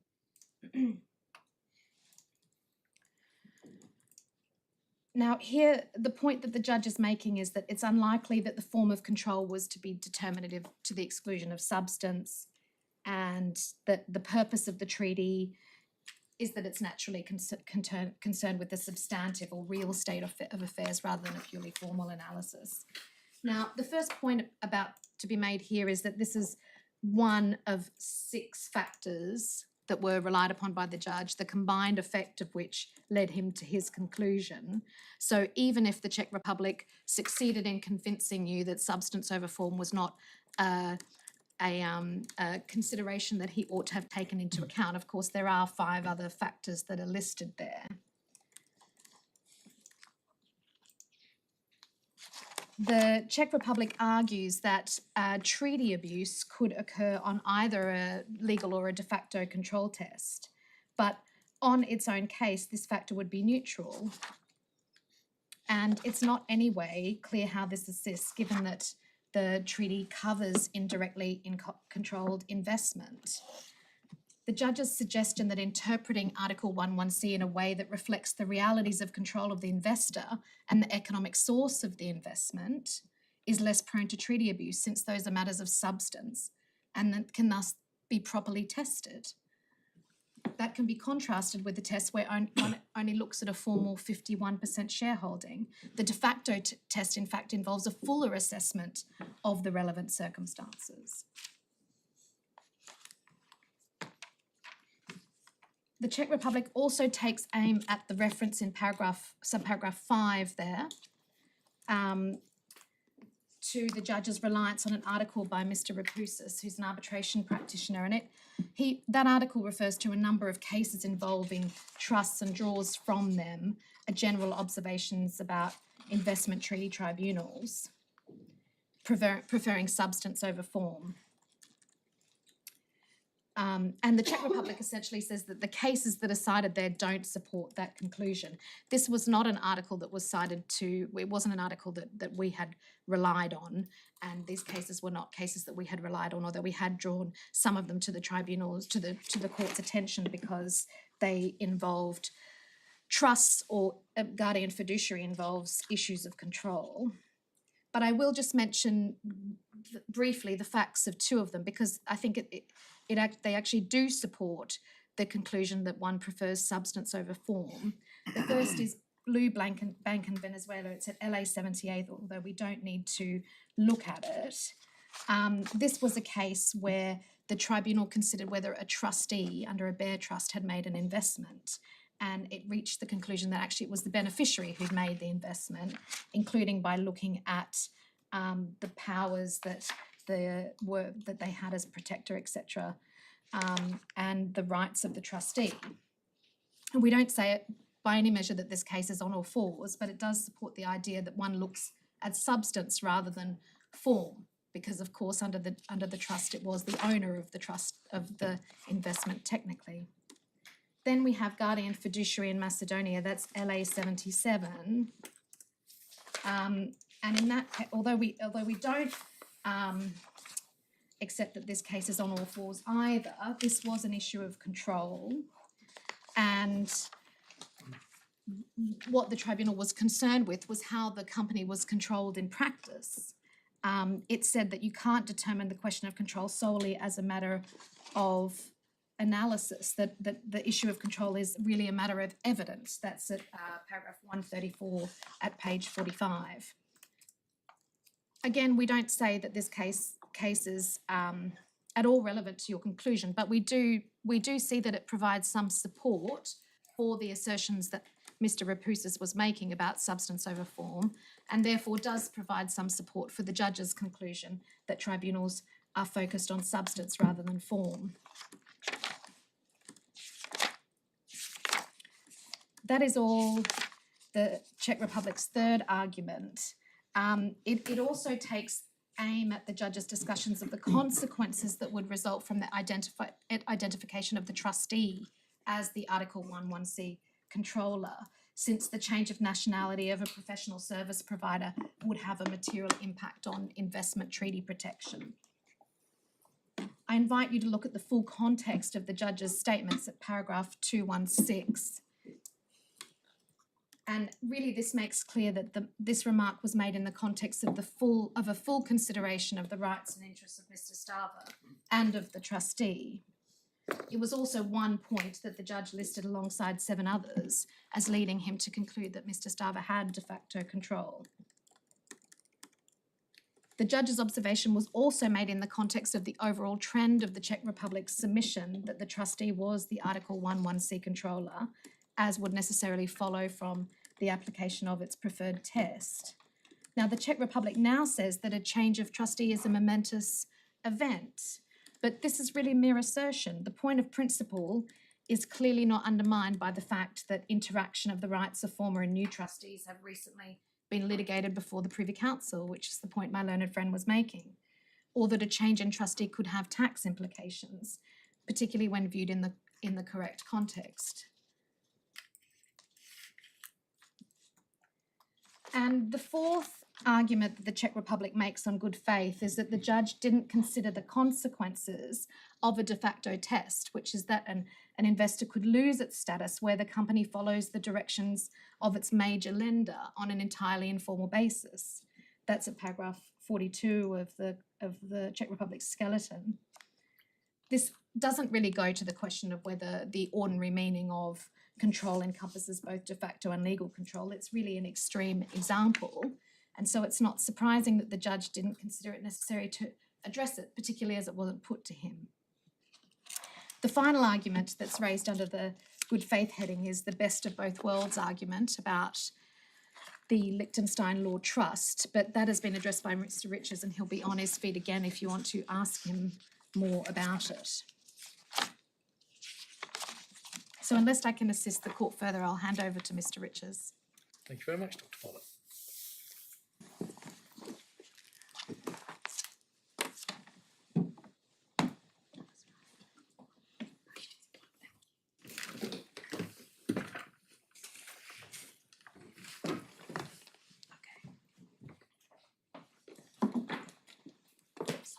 I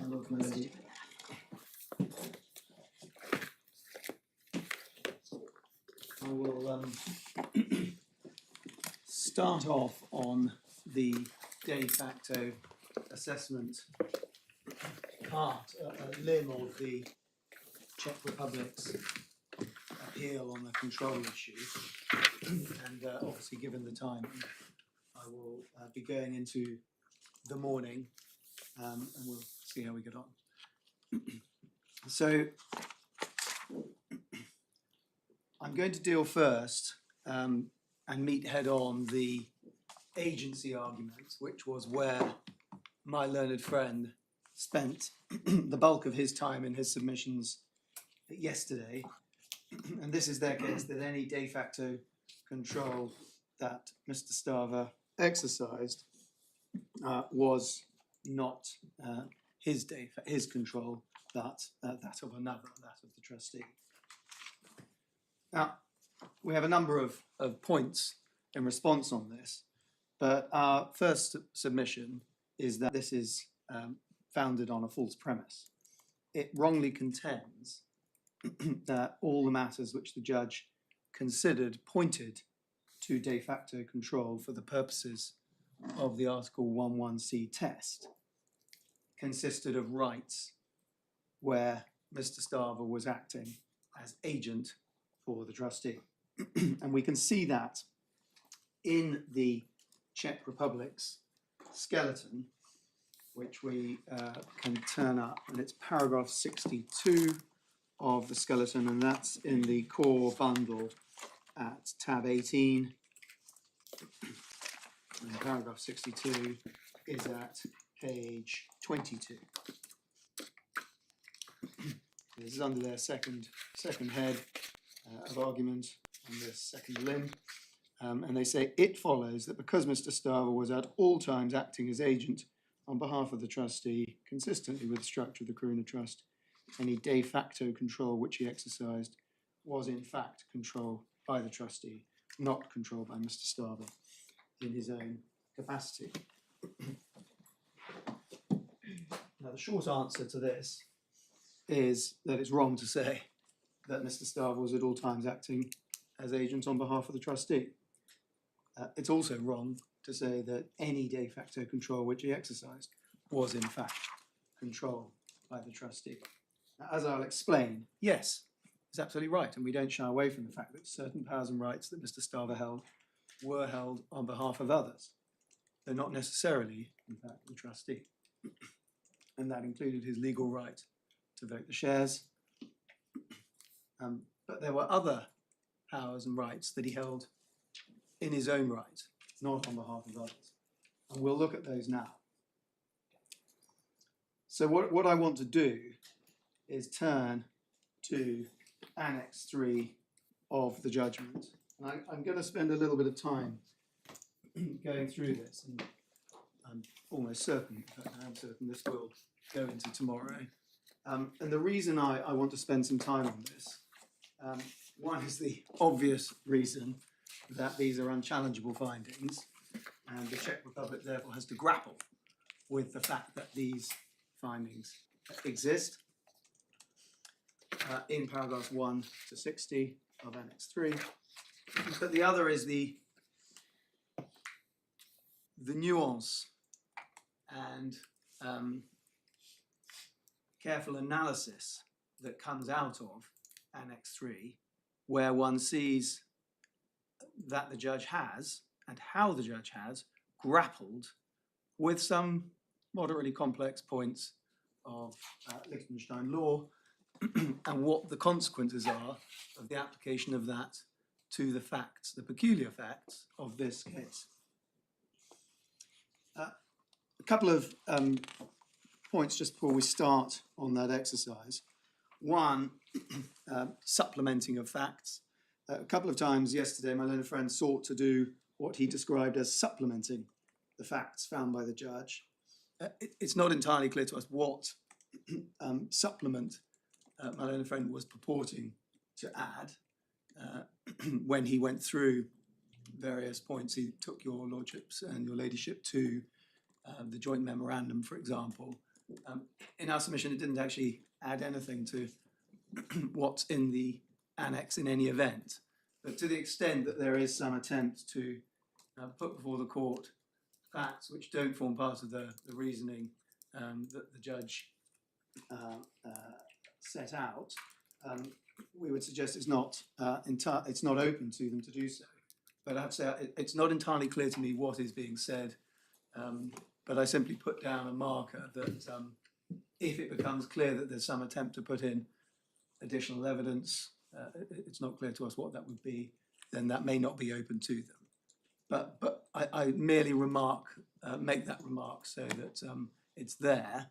Well, the one specific that comes immediately to mind is that he took us, as you say, to the experts' joint memorandum to show us a point that was agreed between the experts. Yes.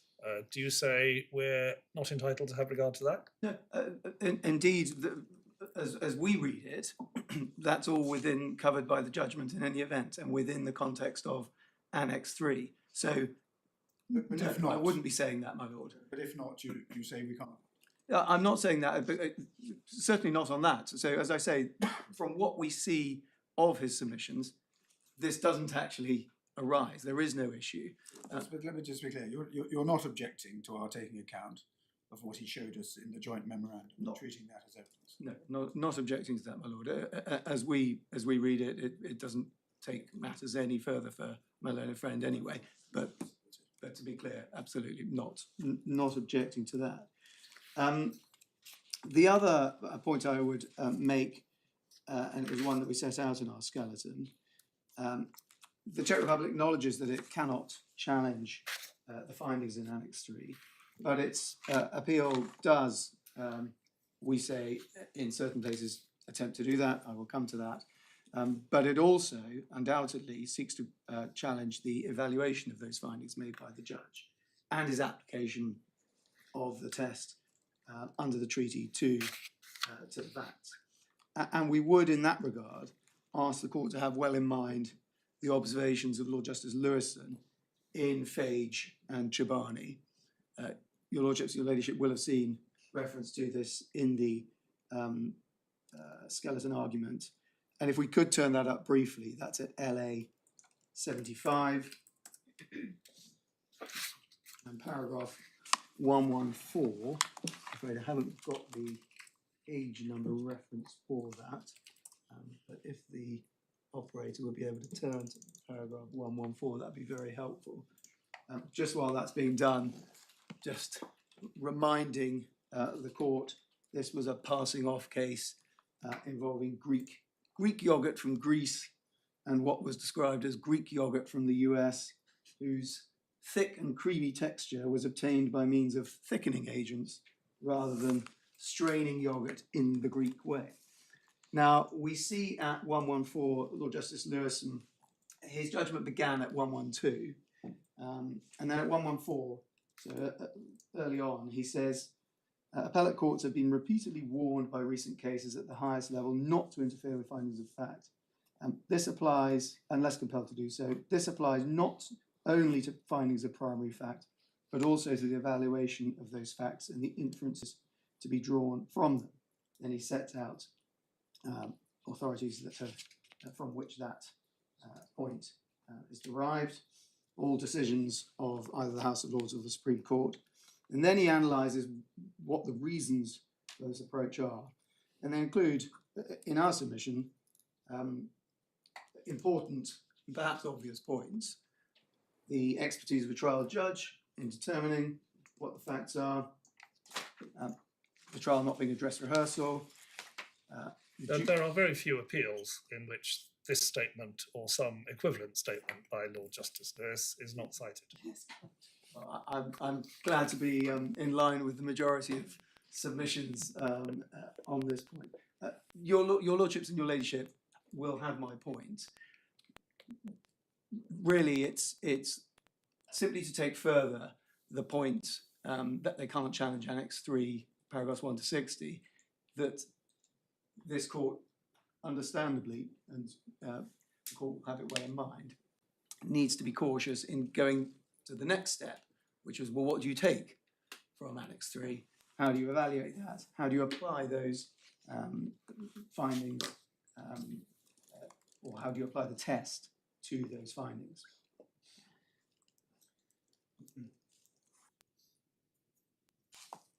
So now turning to Annex 3, which your Lordships and Ladyship will find at the end of the August judgment. So that's at CB 23, page 96, is where it kicks off.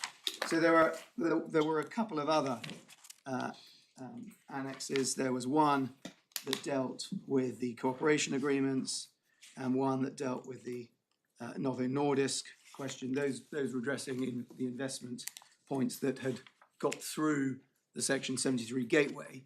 And then we're on in Annex 3 to looking at the facts in relation to the control issue. And what the judge does, just to set it out, he looks at the law book transaction and the Karuna Trust and the events themselves of 2011. Then he looks at the applicable principles of Liechtenstein law. Then there's a point about the daughters, which we'll come to. And then he goes, and this is much further on, we'll get there, page 108, to analysing what the effect of all of that is. Essentially, what is the position as at the relevant date, namely 31st of December 2011, 1st of January 2012. So that's the structure of the annex. So we see at the start, paragraph 1, we've got Kingfish Financial is the settlor, and at the end of 1.1, satisfied that Kingfish was owned by and acting at the direction of Mr. Starver. So that's the settlor, and then indeed we'll come to it. But at paragraph 23, 1 later on,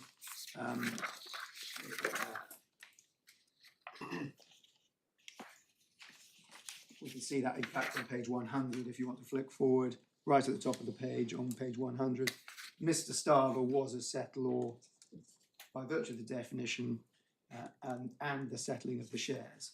So you have the initial settlor when it's set up, and then Mr. Starver becomes an original protector. We'll come to that in a second, but also settlor. And then we move straight away to the law book transaction. And what the judge does here is, first of all, he defines what comprised the law book transaction. So, my learned friend Mr. Dunning ran through some of these yesterday, but essentially you've got the share purchase agreement and the purchase price agreement at the outset. That's Mr. Starver and Lawbook, and then an agreement regarding conditions subsequent, and then you have the ones that are more focused, which include the agreement regarding conditions subsequent, but particularly 4, 5 and 6, more focused on the Karuna Trust aspect of the events. You have the assignment agreement between Mr. Starver and the trustee, a pledge agreement between Lawbook and the trustee, and then the letter of instruction by which Lawbook, as the purchaser, instructed Mr. Starver as the seller to transfer the bearer shares for Diag to the trustee as trustee of the Karuna Trust. So that all happened, save I'll need to check on the letter of instruction, but the date of all of those was the end of May, 27th of May 2011. And then you have on paragraph 5 the point that Diag issued a press release essentially declaring to the world there was now distance. So when you say you'll have to check on Yes. letter of instruction, is there any doubt as to whether a letter existed? No. It's whether it was whether the it happened. 28th of May or the 27th of May. I see. That was it. Sorry, my lord, I wasn't clear. It's the point I'd been making was these all happened together at the same time, and the only point I was just casting doubt on is whether I can say that the letter of instruction happened on the same day, but it certainly happened around that time, and I can just check on the exact date of that overnight. But I'm pretty sure it was either on the same day or very shortly thereafter. But it wasn't an instruction that was fulfilled. This was the instruction by which Lawbook, as the purchaser of the shares in Diag, instructed Mr. Starver to transfer the bearer share certificates to the trustee. Exactly. He continued to hold but until 2013, at which point they were deposited. But those are events for the purposes. Can I just help? I mean, it is in the bundle and it is dated the 27th. Thank you. That's It's, very helpful. No, they are in the bundle, I know. I just SB didn't want to- 56, page 1. Thank you. That's very helpful. The bearer shares are then subsequently deposited, but after the relevant date. At the time of the assessment of the facts, Mr. Starver still held the bearer shares, which of course led to the debate, which your lordship will have seen at trial, about what that meant. And the judge found that he held the bearer shares, but he did so as agent for the trustee. Then we have the what I described as a declaration to the world about distance having been created, which is the press release at paragraph 5. And then there's various other developments we don't need to go through for present purposes regarding the correspondence between ARAM and the Ministry of Health. And then on the 12th of October, paragraph 10, over the page, the Karuna Trust and the trustees' trusteeship were formally registered in Liechtenstein. And then if we go on down to 17, Lawbook transaction expired on the 31st of December 2011. And then we have this section, 18 and 19, where the judge sets out that it was Mr. Starver's evidence in the BIT arbitration and before me that the Lawbook transaction was entered into because in early 2011, the Czech Minister of Finance, with the knowledge of the Czech Prime Minister, suggested that if Mr. Starver distanced himself from Diag, it would facilitate the settlement of their long-standing dispute. In effect, it was intended to create the illusion that he had severed his connection with Diag to facilitate a settlement. Czech Republic challenged that account in the BIT arbitration, and with less enthusiasm before the judge as an untruthful fabrication. And then the judge sets out what the submission made was. By them, it is not accepted that Mr. Starver was telling the truth or all of the truth about the Lawbook transaction never having been intended to be carried through and its origins. And then he concludes that Mr. Stava had been substantially truthful in his evidence, that the law book transaction, and just pausing there, reminding ourselves at paragraph 3, what the law book transaction comprised. That's pages 96 to 97, so the entirety of that, of those instruments. And then just going back again, he'd been substantially truthful, this is paragraph 19. Again, we can go back to that, thank you. That transaction represented an attempt to create apparent distance between himself and Diag, following indications from high levels within the Czech government that this would be helpful to any attempt to resolve the dispute. And then he sets out what he relied on in reaching that conclusion. Number one, the irrational economics of the law book transaction, if a genuine arm's length transaction, i.e.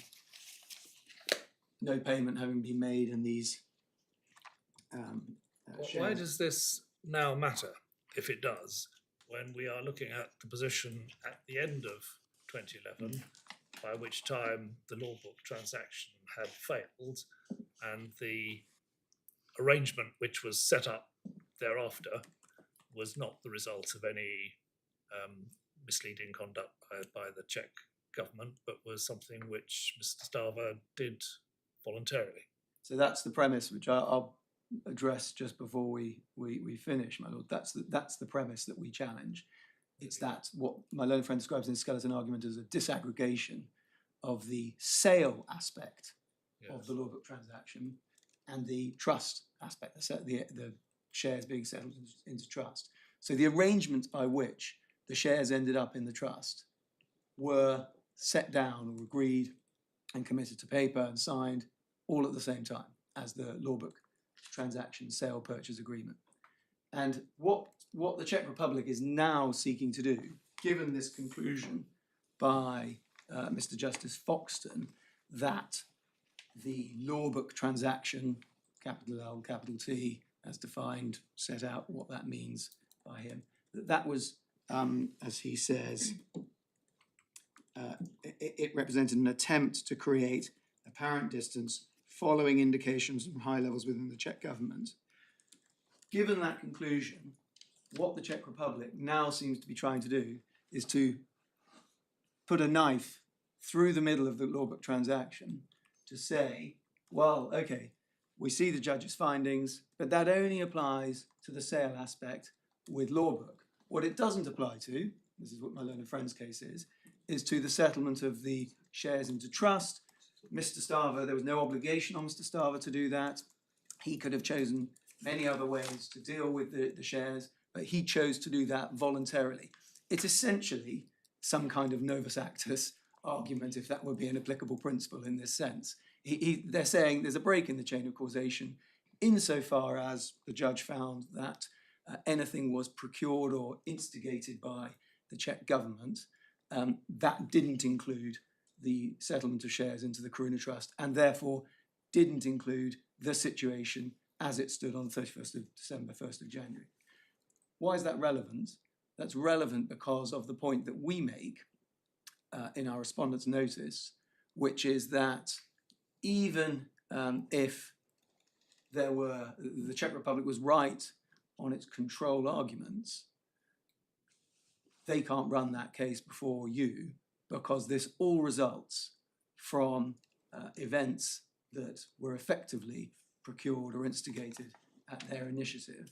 In other words, the Czech Republic says, to put it simply, we're interested in settlement with you, Mr. Stava, but politicians, we need to create some distance. Can you procure a situation where there is that distance, or as the judge describes it, I think an illusion. But that requires a positive finding of fact for your benefit, which the judge hasn't made, which is that it was the encouragement from the Czech Republic to create an illusion of difference, which caused the shares to go into the trust rather than to revert to him, which So there's two answers to that, my lord. One is we have that because of the way the annex, the way the judge has assessed the facts and set them out as he found them in the annex. So in other words, he concludes that the law book transaction has been procured at the, for want of a better word, at the instigation of the Czech Republic's encouragement, and he has defined what that meant. What was it that was procured by the Czech government? So you do say he has made a finding of fact Yes. that the reason that the shares were settled into the trust was because of the Czech Republic's encouragement. We do. And But that he, was but actually he obviously that never. He strayed obviously into- never thought that the. Sorry, my lord. He obviously never thought that the findings he made in the annex meant that the point about well, that the whole objection was not open to the Czech Republic, or he'd have dealt with that in the body of the judgment, surely. This goes to the point that we accept that the what we describe as good faith or venere contra factum proprium argument that we're running in this respect in our respondents' notices is a new point, and so it actually builds on the finding of the judge, and that's the reason why I would understand I see. that otherwise that wouldn't work, my lord. But that's where we are. Right. That Where may be a where we convenient- are now is 4:15. How long do you think you'll be tomorrow? I'm very conscious of your lordship's encouragement. I think if I given time overnight, my lord, I may be able to actually condense matters. I mean, essentially, just to give you the outline of what I plan to do Well, tomorrow. we'll give you until 10:30 tomorrow to condense as much as you like. But to give the outline, my lord, Annex 3 essentially, and then some submissions as to the effect. All right. But the answer to my question? Oh, how long will I be? We theoretically we have till lunch, I believe. That's more or less right. I would really hope not Yes. to. Well, stretch. theoretically, you have till lunch, and theoretically, Mr. Dunning and Mr. Baston have all of the afternoon. But it will certainly be in our interests, and therefore in yours, if you leave us some time during tomorrow to discuss all the interesting arguments that we've heard this week. So I hear that it's message very loud and very clear. much to your benefit not to take all of the time tomorrow. Anyway, 10:30 tomorrow.